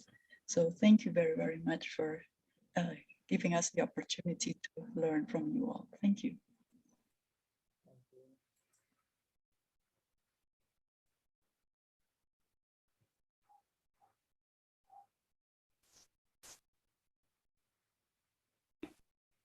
Greetings from Indonesia. This is Permana Permadi from the Boscha Observatory of Institut Teknologi Bandung. We are very, very grateful and happy to be able to share our report of our work that's been completed with the support of AUOAD. I will start with mentioning our goals, which is mainly consisting of preparing materials and delivery methods, and getting teachers who will work with us to be empowered and introduced to various learning resources, and to work with education facilitators as remote area for them to be able to develop themselves, and also to develop our own human resource in Boscha Observatory to ensure that this program will be sustainable and develop for further need. We also create network with STEAM educators from various STEAM elements to make a good teaching forum. To achieve those goals, we created a number of activities, from preparation of the material and for also the facilities, the human resource, and particularly networking with experts, workshop with teachers, and various other programs that make use of the resources that we develop. Number one is the material development, which is also goal number one, where we started with collecting a teacher's aspiration, managing to include the material into the curriculum, and also preparing all the materials to be delivered in various formats. All of those need to be accommodated in our website to be accessible for other usage. For the facilities, we prepared a studio which was a transformation from a classic auditorium to a high-tech studio. The procurement of all the equipments was supported by the grant from IOU-OAD, and we also changed our mindset from having people coming to visit, which can be very short and very low efficacy, to something where we visit virtually all classrooms and people's homes, where the engagement could be sustained a lot longer. For the human resource development, it is something that we ourselves at the observatory benefit the most, because all these young people, students, young alumni get together to learn the technicalities of developing a studios, understanding the new technologies, and with all the constraints of various interaction, we manage to achieve a better way of teaching, engaging, and reaching out, which actually constitute a creative rational empowerment.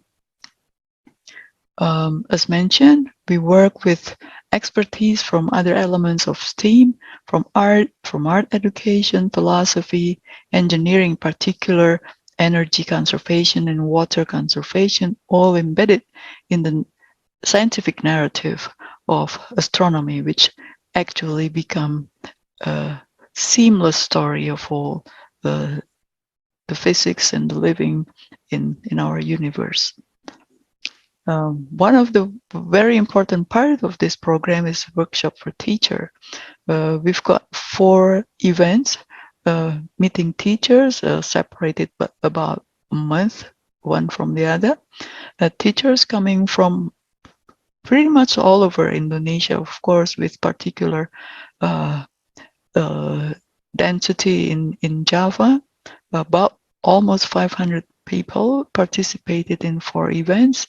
And this is the gender distribution because of mainly primary school teachers are women. The followings are various learning programs that benefit from the new developed materials and also facility and human resources. Gaining popularity is our online astronomy class, where we are invited to visit classrooms and deliver various topics in astronomy. And we could see that people could follow very, very detailed activities, and we also try to be inclusive and sustain the engagement, particularly with the students. For 2 years, we've been very popular in our public night observation online, of course, where more than 1,000 people join us at every event, and many of them are frequent audiences. We cover various topics from something actual and all the way to very popular topics among people like black holes and galaxies. And these last one, a program which can be very technical in the content, but people follow them anyway. The content could be something as actual, like the space weather, climate change, or something rather technical like astrophotography, or something which is needed by public, understanding the observation of new moon, essential in the Hijra calendar. The outcomes are very, very good as far as our short program is concerned, and it's something that we believe we could continue in the following years. Teachers are genuinely interested, so we could continue our engagement with them, and they know how to reach us, they know how to get materials from us, and it's very happy to report that children are very, very active while they are engaging with us. Even after the session, they send us their pictures, and also it is noticeable that our resources at the website are accessed by very many teachers and downloaded. And it is good to know that actually teachers who are active in the workshop are actually also interested in other learning programs. They attended other programs as well. And our collaboration with our STEAM colleagues enable us to soften boundaries. So we've got materials of astronomy coming in books, coming in song for children, and it is a very, very promising future to work together even further. I'm just showing you various illustration of the outcomes. Very, very nice picture that children sent to us, and the easy to navigate resources in our website. A very good correlation between teachers' participation, interest in their attendance in other learning programs. Our deliverables are multi-formats. And challenges, of course, there are many, but we could identify a few which are hopefully we could identify solutions for at least for the nearest future. Now we will keep on looking for better solutions, long lasting, but also be more sensitive to other challenges that other people trying to resolve. It's good to know that it's a good start, and we believe that we could continue even further.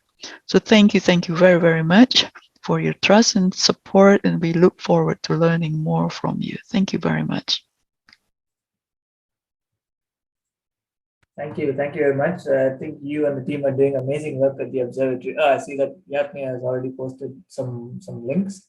Could you also post the link to the page with the resources, Yatmi? I know they're not in English, but I'm sure people will enjoy looking through the resources. So the next one is what is it? Code learning with astronomical ideas, Portugal. Who's here from the team? Hello, Hi. it's me, Hello. Eric. I'm just going to share the screen now. Hello, everybody.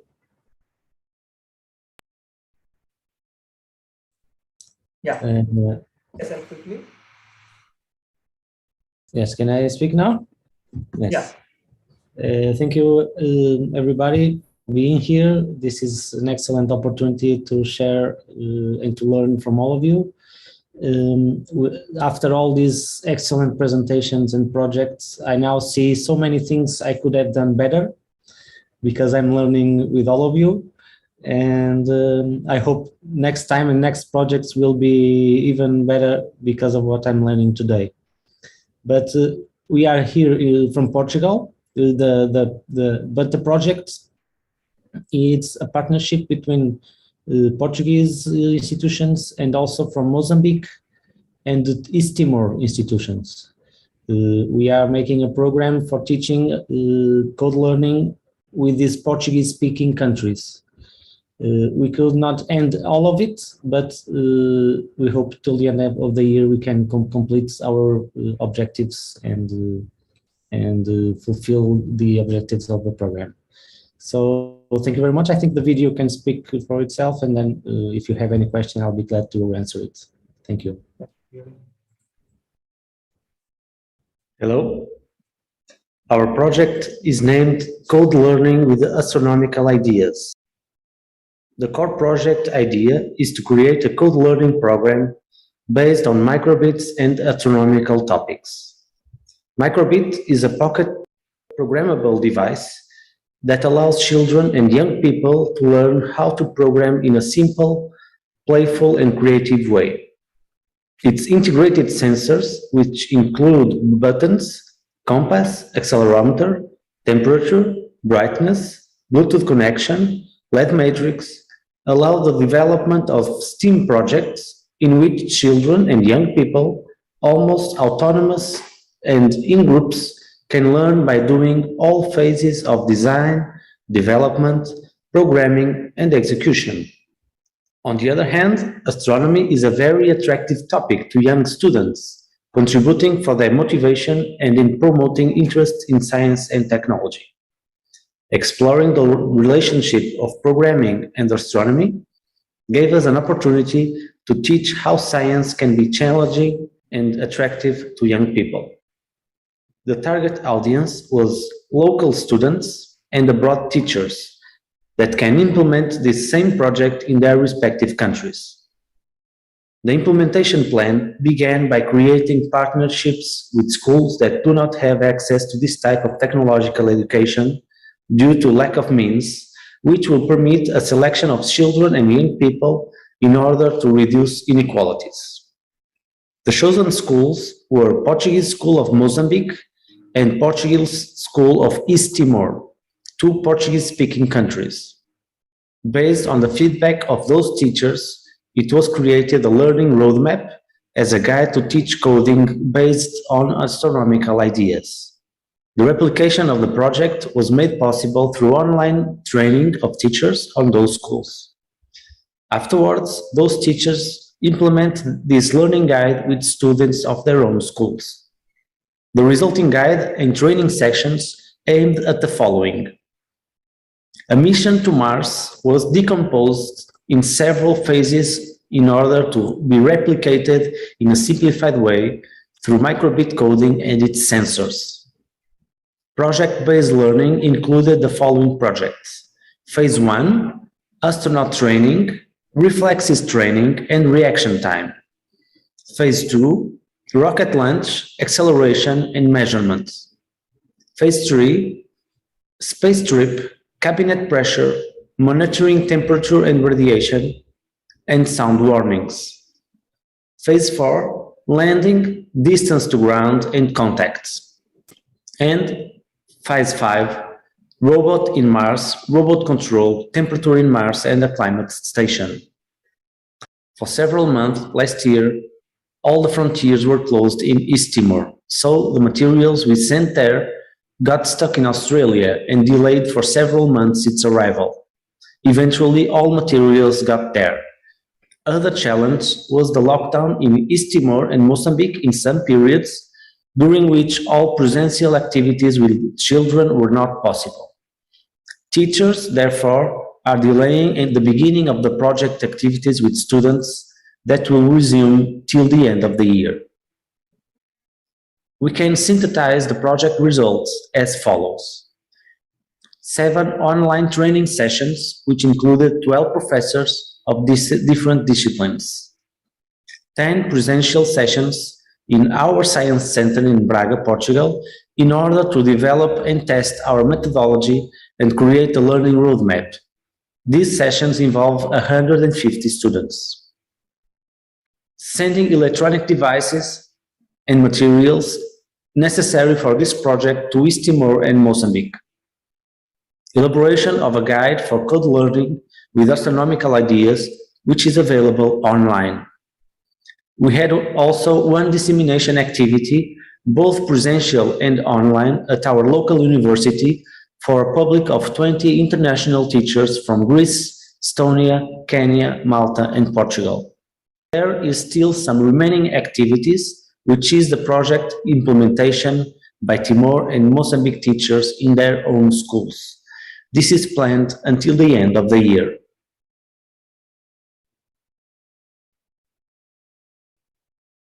Thank you, Henrik.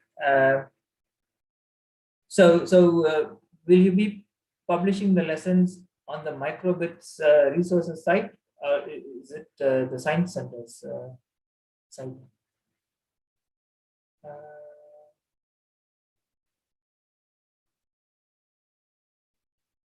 Sorry, did you get my question? Sorry, I didn't understand. So you said the lessons are online. Are they on the Science Center's website? Sorry, the last part of the question? Can you paste the link to the online resources? You muted now.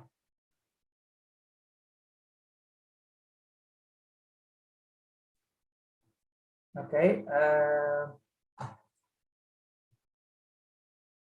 We can move on to the next one. Next one, we move to the Imaja project in Kenya. And yeah, I see you. Yeah. Can you introduce yourself, please? Hi everyone, my name is Anjeri. I'm the project lead for this project, Elimisha Msichana, Elimisha Jamii na Astronomia, which is Swahili for educate a girl, educate the entire community using astronomy. So we are empowering young school girls in rural areas of Kenya through education and using astronomy as our tool. So we have a team of about 50 mentors, astronomy and STEM tutors, and also working with several secondary school teachers. So yeah, I'll be happy to take any feedback questions at the end of my talk. Thank you. All right, let me play. Elimisha Msichana, Elimisha Jamii na Astronomia, which is Swahili for educate a girl, educate the entire community with astronomy, is an OAD funded project that is promoting the education of girls in rural Kenya through several social programs.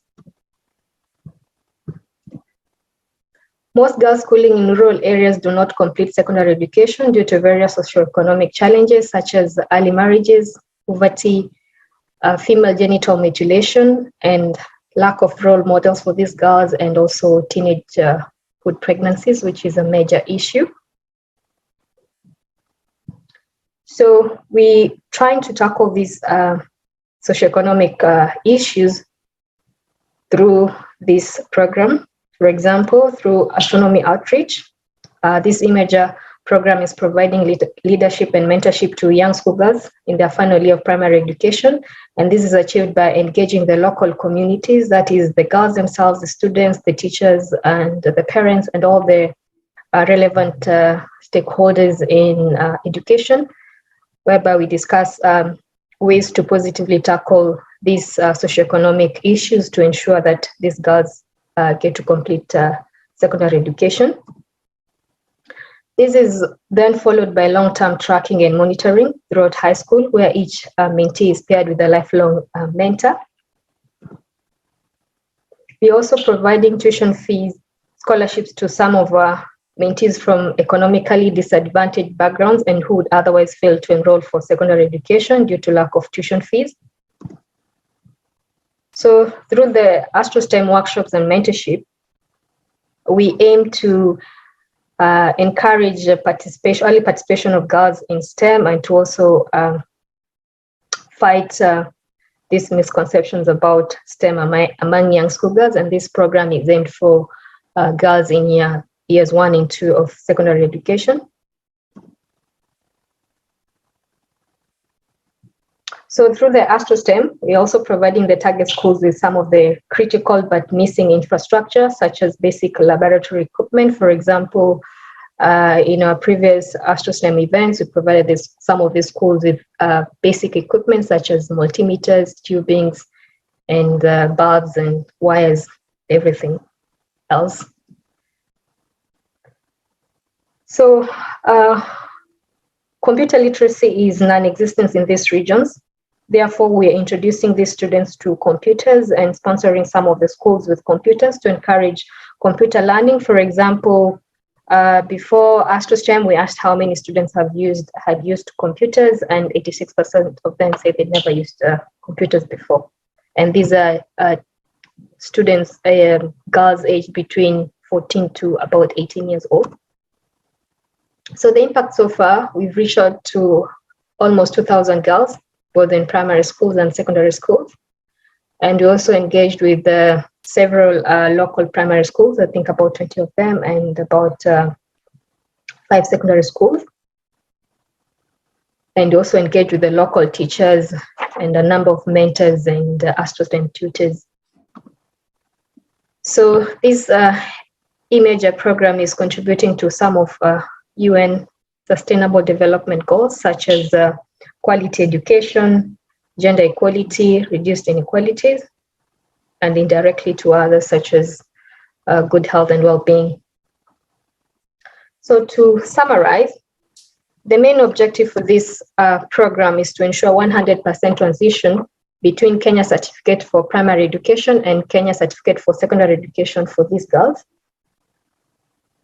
So through this OAD funded project, we carried out astronomy outreach and events, as illustrated in the previous slides, whereby we engage with the local communities, including parents, teachers, students, in discussing ways to, again, positively tackle some of these issues that hinder education of girls in these regions. So through the long-term tracking and monitoring program, we hope to increase the number of girls completing secondary education. Additionally, one of the key objectives for this project specifically was to change STEM misconception among young schoolgirls and to also encourage early participation of girls in STEM subjects, and I believe we achieved some of these. We also aim to create resources for these schools, such as laboratory equipment, and also introduce these students to computers. So our main deliverables included the AstroSTEM workshop, which were 2-day events delivered through lectures, presentations, and direct engagement with the students. We also carried out outreach and mentorship programs through meetings and discussions with the students and the parents and the teachers. We also paired each mentee with a mentor. And then the other deliverable was tracking and long-term monitoring, whereby before every new academic term or semester, we phone each mentee plus their parent just to keep track of their progress through high school. And we also trained our mentors, tutors, and teachers remotely before we began all these activities. So some of our intended outcomes included improved grades in STEM subjects, whereby when we compared the average grades before and after AstroSTEM, there was a remarkable improvement in the average grades attained in physics, mathematics, and geography across all the 4 schools. There was also an increased number of girls selecting physics. For example, we're seeing in one school where we had 1 female student taking physics subject in year 3, but then after the AstroSTEM, 16 more girls requested to join the physics class. Teachers are also reporting changes in attitude towards STEM, with more girls getting involved in STEM activities across the school. And we also paired the class of 2020 and 2021 with the lifelong mentors.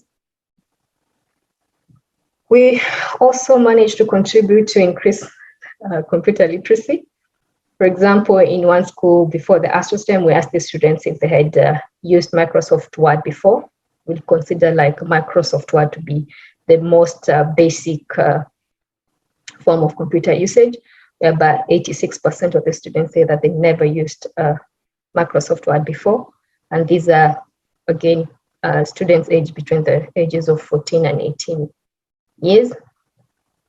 We also asked the student to describe the solar system, and 86 of them could not really describe the solar system before the AstroSTEM. And then we asked the same question after the AstroSTEM. We can see a remarkable improvement to about at least 80% of the students could now describe the solar system a lot better. So some of the challenges that we've encountered in our delivery included lack of basic laboratory equipment. So we had to purchase some of the equipment for a hands-on experiment. We also encountered a large number of students than anticipated, with small, ill-equipped laboratories. Therefore, we had to improvise. For example, we split the students into smaller groups and into smaller different sessions, which were quite effective, but it took a lot more time than anticipated. Of course, we delivered these activities during the pandemic. And again, cases of needy imager mentees is greater than what we can offer, especially following the economic fallout precipitated by this pandemic. Lastly, one of the main challenges that we are grappling with right now is what happens now after the OAD funding comes to an end. How do we keep this momentum going and growing for a long-term impact? So many thanks to the OAD for making this project possible, and to Ramasamy for the seamless communication throughout the implementation of this project. You can find us on the socials. Just search for our handle at Elimisha Msichana. And thank you.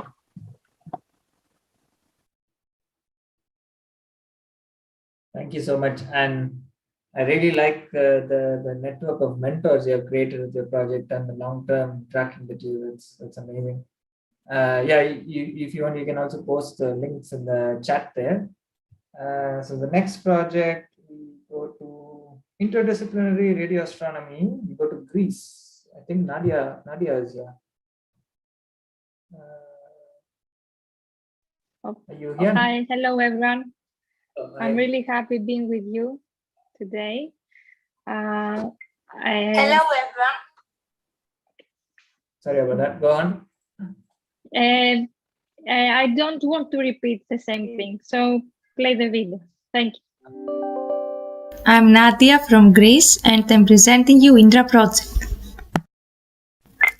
Indra is a multidisciplinary educational project which aims to teach students at university level difficult scientific fields such as electrical engineering, programming, mathematics, physics, radio astronomy, and all this by following a more interacting way, by means students will use a radio.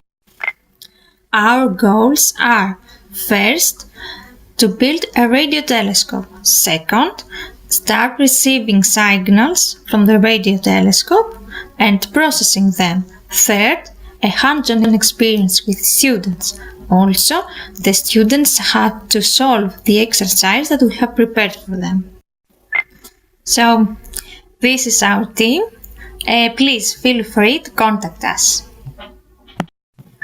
This is the stuff that we bought for the radio telescope, and now let's see some photos during the construction of the radio telescope.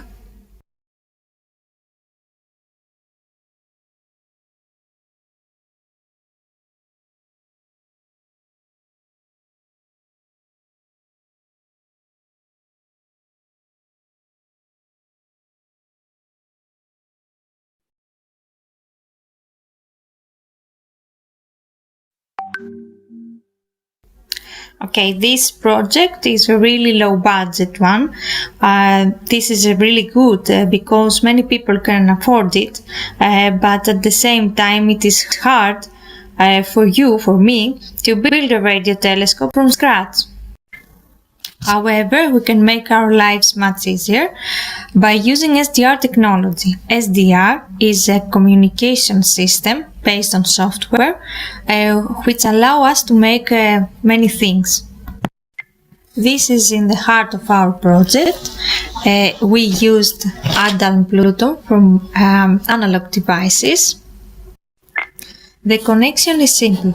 You bring the cable from the radio telescope and pass through the amplifier, connect with the receiver of the ADA and Pluto device, and then with a USB with your computer.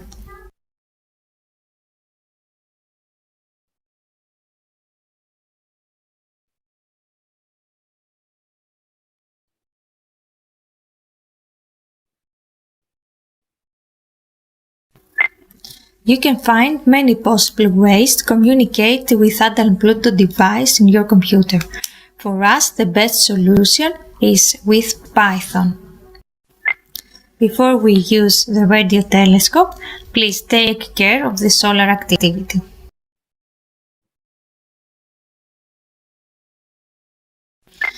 Of course, we have to do the proper homework. This is our suggestions.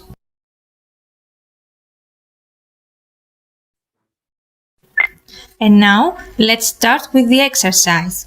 It consists of 3 parts. The first is the astronomy, the second is the signal processing, and the third is the SDR setting up.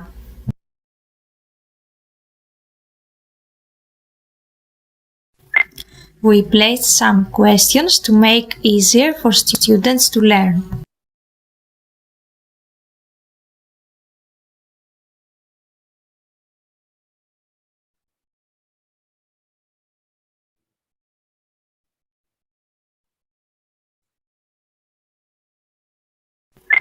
Okay, at this point, let me tell you something. This project is an ongoing project. We haven't finished yet. The biggest challenge is the COVID-19, but we had also a difficulty. During the previous semester, Professor Plessas was on sabbatical leave. This means that we have to accomplish our third goal, which is the hands-on experience with students. Now let me thank Tassos Vallis for his technical support, thank you AOD for your financial support, and thank you all for your attention. Thank you, Nadia. So I saw that you had a link to your website on the first slide. Are you going to publish everything on that site? Yes, but later on, we haven't done that. I think maybe March 2 will be ready. Okay, thank you. Okay. Thank you. So the next one, we go to Nigeria, Astrobus, Nigeria.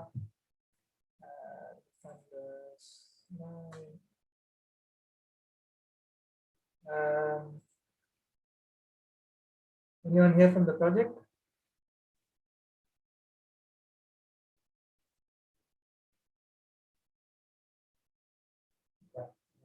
I'm just going to go ahead and play the video. Astrobus Nigeria is an outreach program designed to bring astronomy education to secondary school students in a rural community in Anambra State, Nigeria, with the intention of catching them young. Our goal is to increase awareness in secondary school people about astronomy, increase the awareness in astronomy education in general populace. There are several activities we are carried out. These include creating and distributing astronomy educational leaflets and booklets to general public and secondary school people, sensitizing lectures in astronomy was held at Holy Child Convent, Amich, during the Women in Space Week. Invited several speakers, more especially 3 ladies, to talk to the Holy Child Convent, which interestingly is an all-girls secondary school. We also hold an informal lecture, mini lecture in Union Secondary School and Trinity Secondary School. Conducted a pre and post MCQ test. We also try to organize and establish Astrojet clubs. That is junior engineers, technicians, and scientists for astronomy. This we hope that it will help increase astronomy education among secondary school people. The outcome was there was an increased role. There was an increased role girls or anybody can play in astronomy and space science. Increased interest in STEM by the student agreeing to join Astrojet clubs. The test we conducted showed an average of 42.6% in the pre-test, and the post-test was 73.6%, showing an improvement of about 31% by the students. The deliverables include the astronomy lectures, videos about astronomy and astronomy are shown. Question and answers were conducted. Students were organized and inducted into astronomy club in 2 schools. The 3rd school, the school authority said they will do the organization by themselves. Then we intend to visit the school sometimes in March, to pay a visit sometimes in March to check the activities of this Astrojet clubs and also interact with the students. The challenges we had was that the pre-election security situation in Anambra State then prevented us from holding the roadshow we intended to. Then we resorted to interacting with the public through sharing of handbills and then holding general discussions with them. And then the COVID-19 prevented the mixing of students from other schools. We hold the event at the Holy Child Convent, but because of COVID-19, the school authority didn't want pupils from other schools to mix with the students. So we decided to hold up 2 other mini events at the Union Secondary School and Trinity Secondary School. And then finally, the release of funds impacted us through inflation. Thank you for listening. Thank you. Is anyone here from the project Astrobus Nigeria? I don't see Unuchukwu. Is there anyone else? Okay. Okay. If not, we'll move to the next one, Open Astronomy Clubs, Cameroon. Roland, Roland, are you here? Oh yeah, I see you. Can... Yes. Hello, and to present here. So thank you so much for inviting me to see the work that other leaders are doing in their country and to share what we have done so far. Thank you. I hope you enjoy the video. All right, I'll play the video. Hello, everybody. My name is Bonte Roland Antoine from Cameroon, the project leader of OAC project. Our project idea was to open astronomy clubs, gender equality and quality education, and to distribute telescopes in some Cameroon schools for partnership with the partners.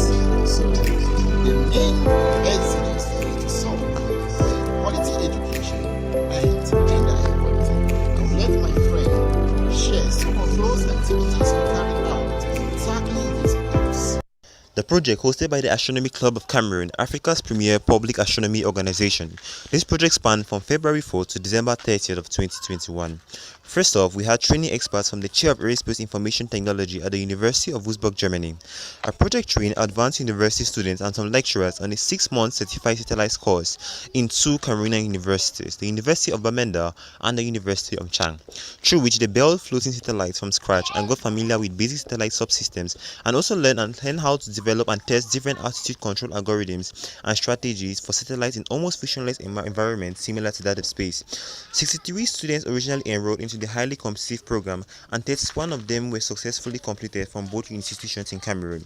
We would also like to note that this is the very first of its kind competition held in the nation, as such is not stated in our curriculum.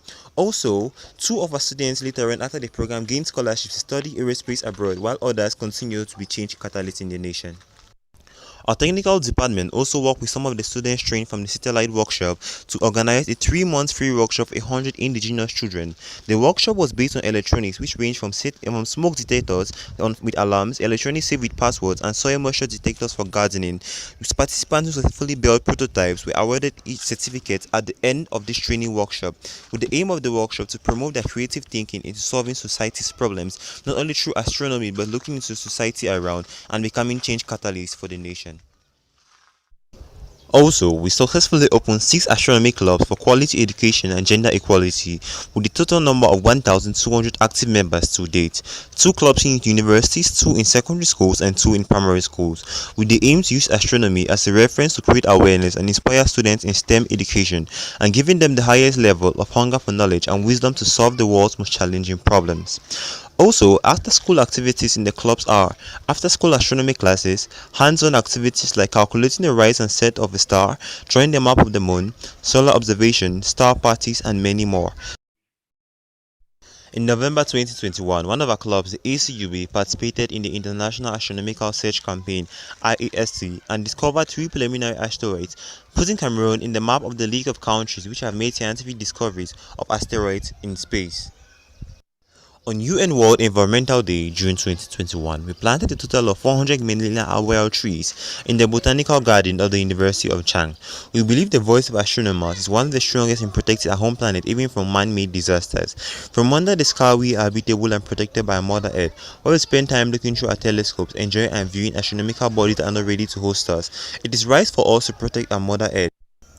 In total, we visited 45 schools across our national territory, with a minimum population of over 35,000 students, to engage the students and pupils in science through access to astronomical information and communication in the science of astronomy.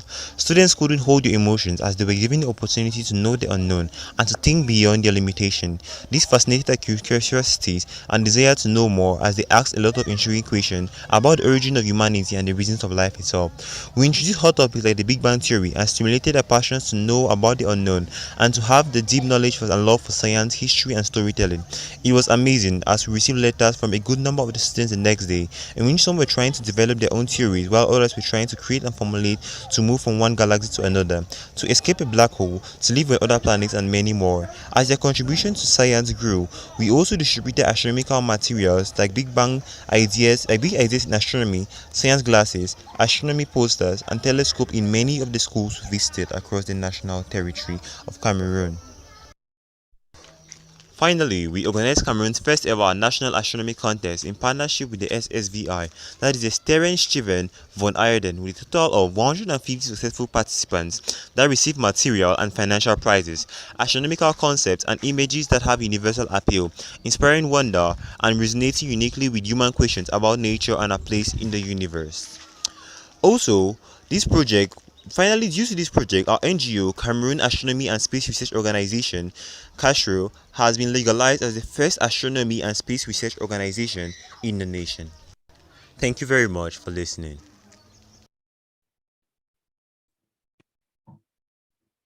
Thank you for that. I know, Roland, that your club is now really active in Cameroon. So well done to you and the team. If anyone has questions, please post in the chat. I know people are really tired by this point. So just to let you know that we have 3 more project videos. So we should be done in about 15-20 minutes. So not too long. Next, we go to Brazil. Orumbia Astronomy as a Fuel of Life. I see Gracie and Ariana. Can you introduce yourself, please? O microfone.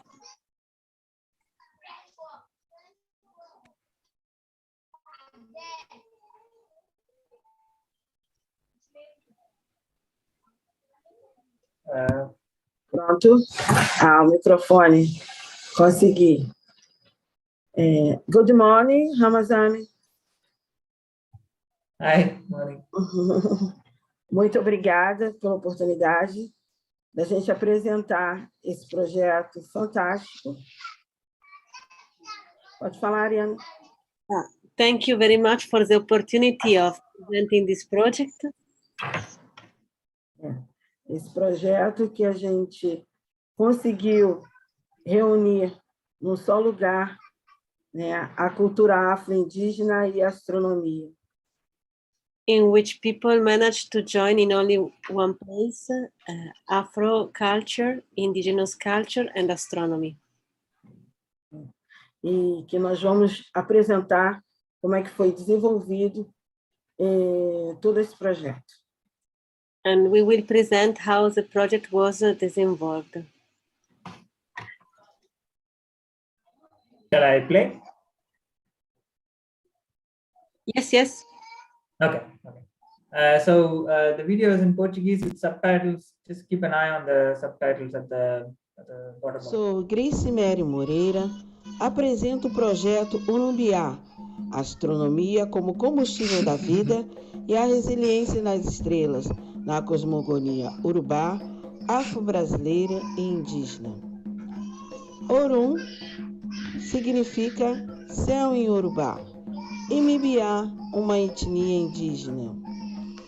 Financiado pela IAU, a União Astronômica Internacional, com realização da Casa da Tia Seata, uma ONG sem fins lucrativos, com o apoio do Observatório do Valongo, a Universidade Federal do Rio Grande do Sul, o Upload e a OAD, Astronomia para o Desenvolvimento. E assim, realizamos 5 encontros Orumbiá, a jornada internacional entre as culturas afro-indígena e a astronomia, transmitido e gravado no YouTube. 2 produções de vídeos, o Tour na Pequena África e o Plantio Orumbiá. Um curso para a formação de professores, cosmologias racionalizadas e a criação de um canteiro com plantio. Para alcançar esses objetivos, criamos este novo modelo de distribuição para conectar e interagir com as pessoas do Brasil, África, Europa e Ásia. Mesmo com a impossibilidade da execução do projeto presencial, fizemos virtual e também semipresencial. Conseguimos alcançar várias lideranças, dando voz aos indígenas, quilombolas e apoio aos quilombolas para aquisição de máscara contra a Covid-19.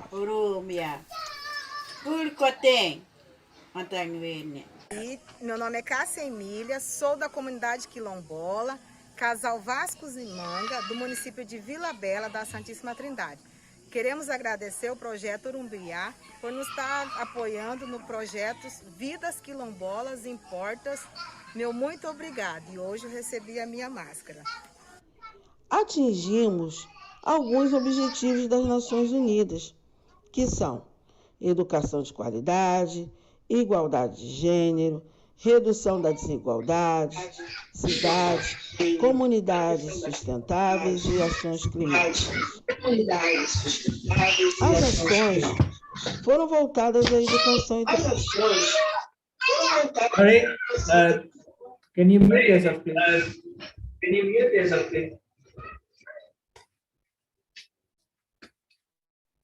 Troca de saberes, com astrônomos, favelas, comunidades quilombolas, povos de matrizes africanas e os povos indígenas.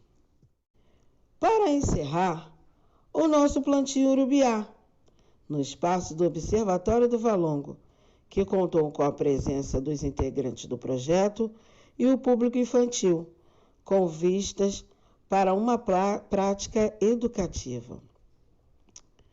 Com uma ideia original e inspirada no valor da circularidade afro-indígena, formatamos a horta de modo que ilustrasse a roda do tempo, a que gira o mundo. A construção também dividiu a roda em 12 partes, que significaram os meses do ano, o tempo e as horas, dos quais 4 dozeavos se remetem às estações climáticas.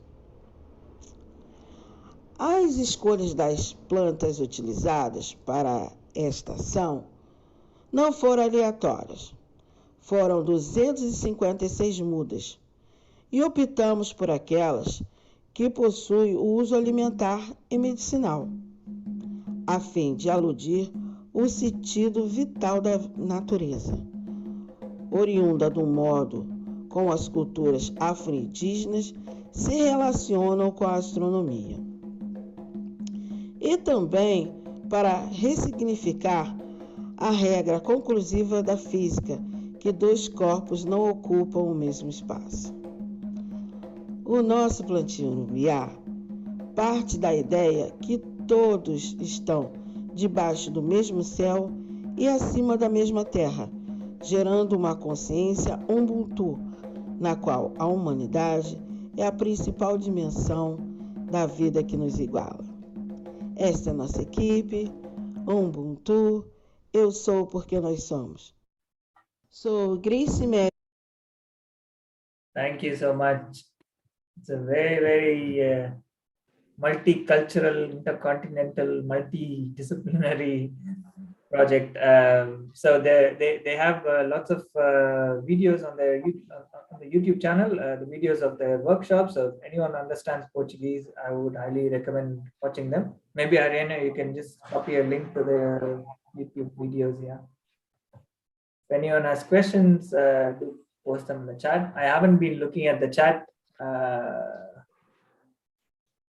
Okay, Kevin or Dana, just let me know if there's anything there. We go to the next one, Pan-African School for Emerging Astronomers.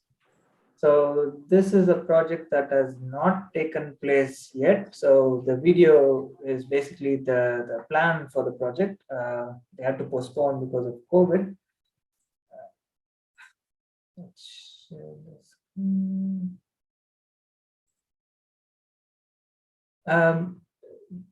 Ofudum, are you here? see that.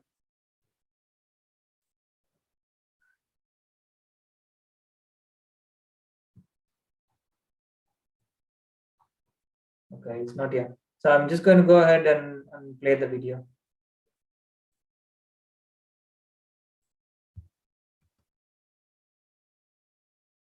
My name is Ofodun Chukwuyekunwola from Center for Basic Space Science, Second Nigeria, and I'm here to talk about Pan-African School for Emerging Astronomer, PASIA 2021, which has been rescheduled to take place in 2022.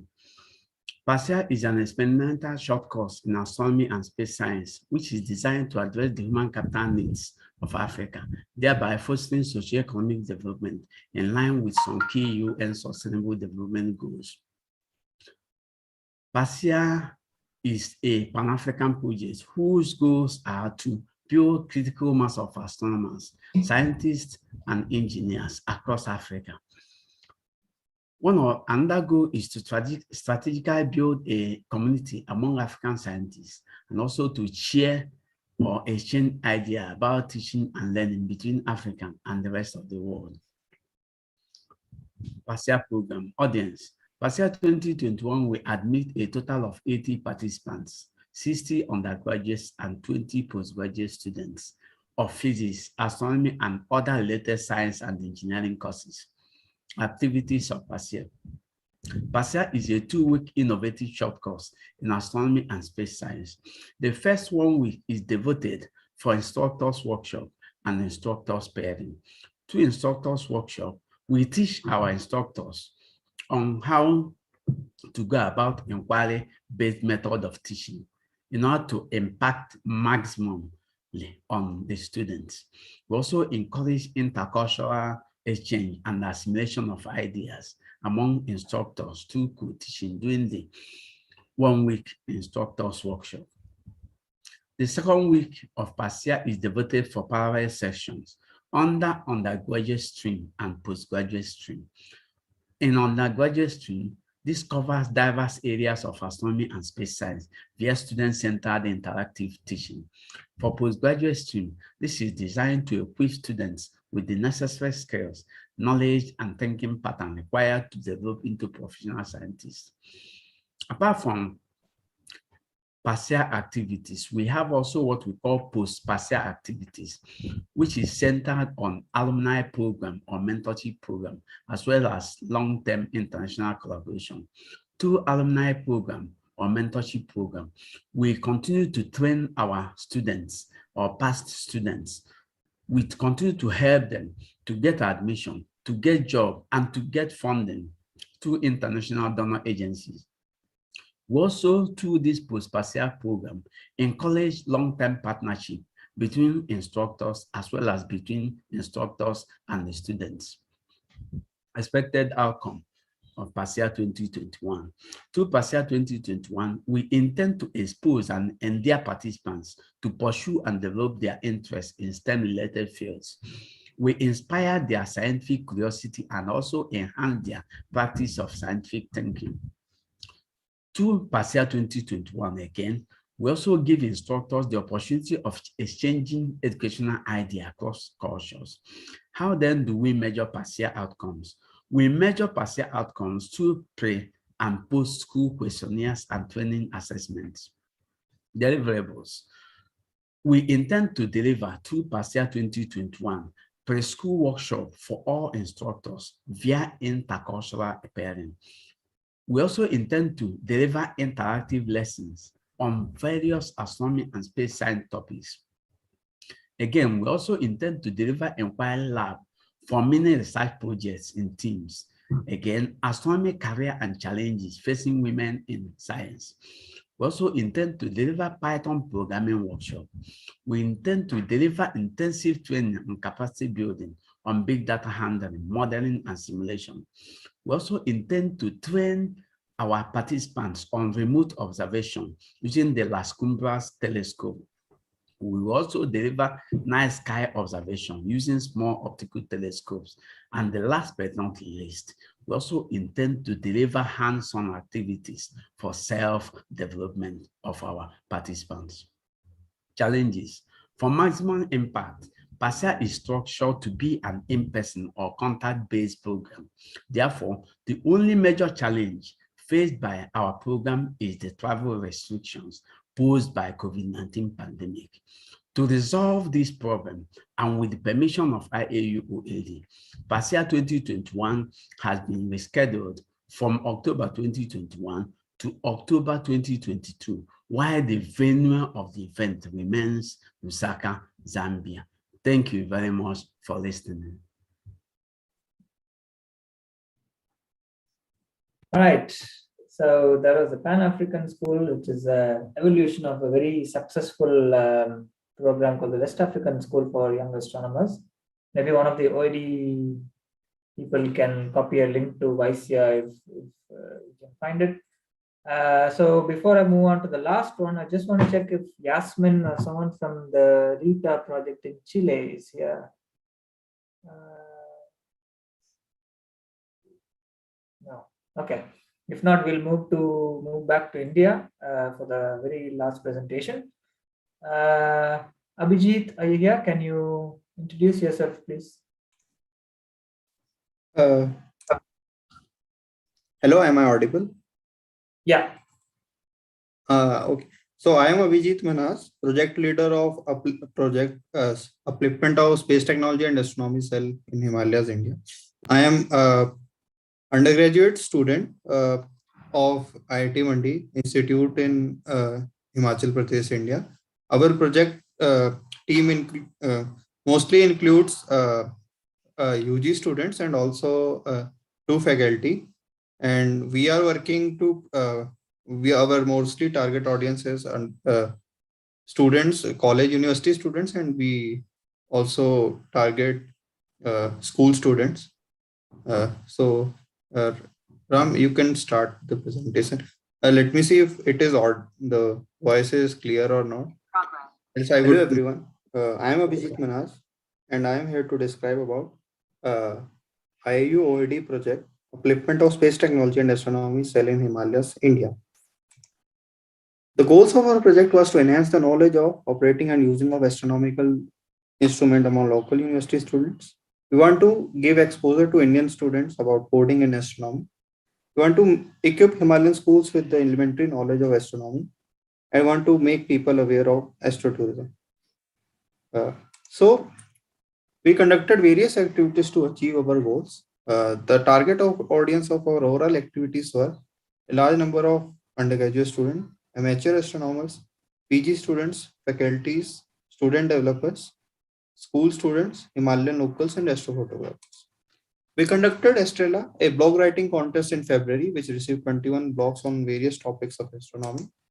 We conducted Shooting Star also in February, which was astrophotography event that received 28 valid entries across the world.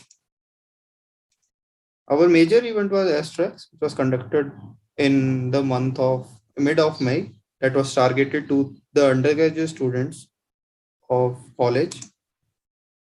It has various events. The major events were paper presentation event, astro quiz, and a fun event.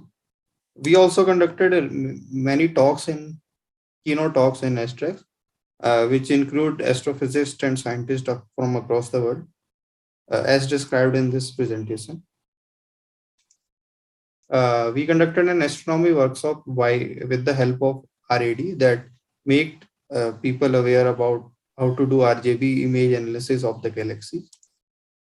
We conducted a study event in collaboration with IAU with various judges. In this, people were supposed to give solutions to light pollution in the Himalayas.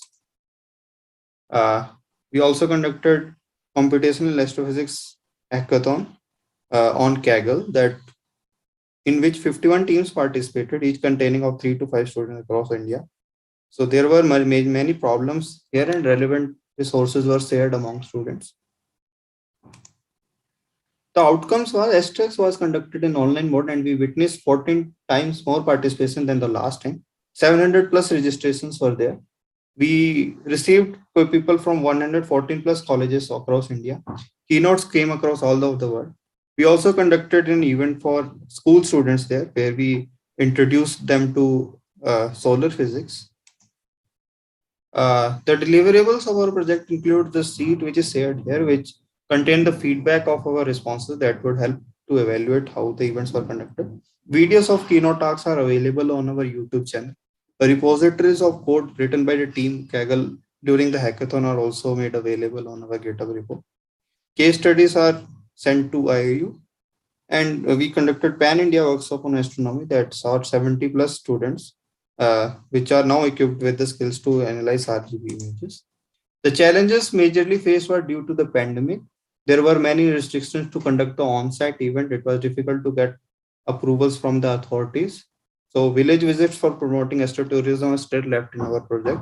Secondary challenge included publicity after getting online events. Sometimes like students procrastinate and aren't able to give 100% in the events. A major challenge is still finalizing the criteria for evaluation since our project is divided into diverse breakout tasks. We have finalized it for the online events. Now for on-site events, we would have to float forms or like we have to conduct pen paper survey. Now our event were also sustainable. Now this year we are conducting STS without the funding from IUOD. We received some funds from IIT Mandi, and the equipment which are purchased through OAD for project would be kept for the use of Himalayan students. We have already open sourced our code on GitHub, and so that's all for presentation. Thank you. Amazing. You've already made your project sustainable. Would you mind pasting the link to the GitHub and your YouTube channel as well, please, Sanjeev? Oh, I see. It's already here. Okay. Yeah, it is pasted by Lalo. He is also a member of our team. All right. That's it from us. Unless there are questions from people or if there are any comments on the project activities, the other projects that you listened to today, any of the challenges or any suggestions to the OAD. So technically we still have 30 minutes, so you can still stay back for a discussion or ask questions. Anything at all from anyone?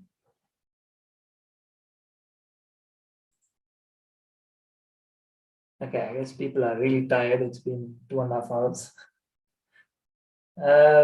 I didn't see the chat properly, so if there are any questions, okay, I see no questions there. All right, thank you everyone. Thanks for running the project and making the effort to make the videos. So I believe I already sent the link to the final report form. So please do follow through and submit the reports. That's the most important for the OAD, because otherwise we don't know what actually happened. So please do take time to complete the online reporting form, and I will share these videos somehow. I'll send an email. I'll probably share a YouTube playlist link. Yeah, that's it from me. Any other words, any last words from Kevin or anyone else from the OAD team? Well, I can just echo what Ram said, and thank you so much to everyone. It's been a long session, but it's been really, really great to see all the activities going on. And thank you. I mean, when we talk about astronomy for a better world, everyone here is the people that are achieving this. So thank you very much. Do we want to take a picture, Ram, before yeah. people? Yeah, if people are comfortable switching on the videos.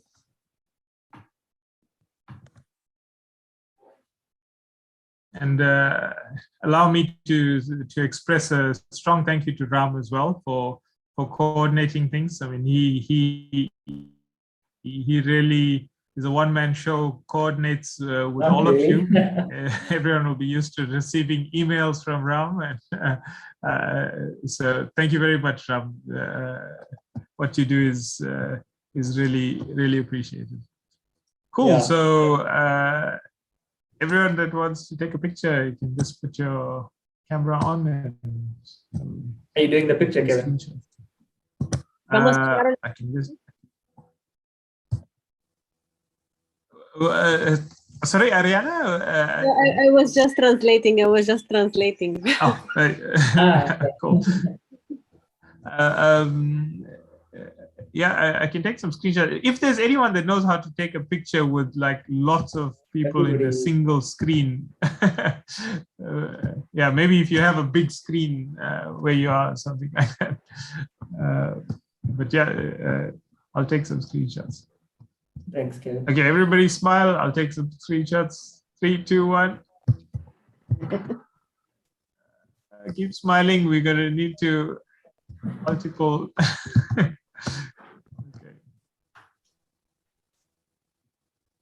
Okay, Ram. Hopefully, I got something. Okay, thanks, Kevin. Yeah, thanks to the OAD team as well. And thanks to the projects once again. So we will follow up our email. I hope you get some good rest this weekend. Yeah, we'll be in touch again. Thank you. Bye-bye. Thank you. Bye-bye. Thank you very much, everyone. Bye. Thank you. Bye. Bye. Keep safe and healthy. Thank you. Bye. Bye. Ciao. Bye-bye. Bye. Bye.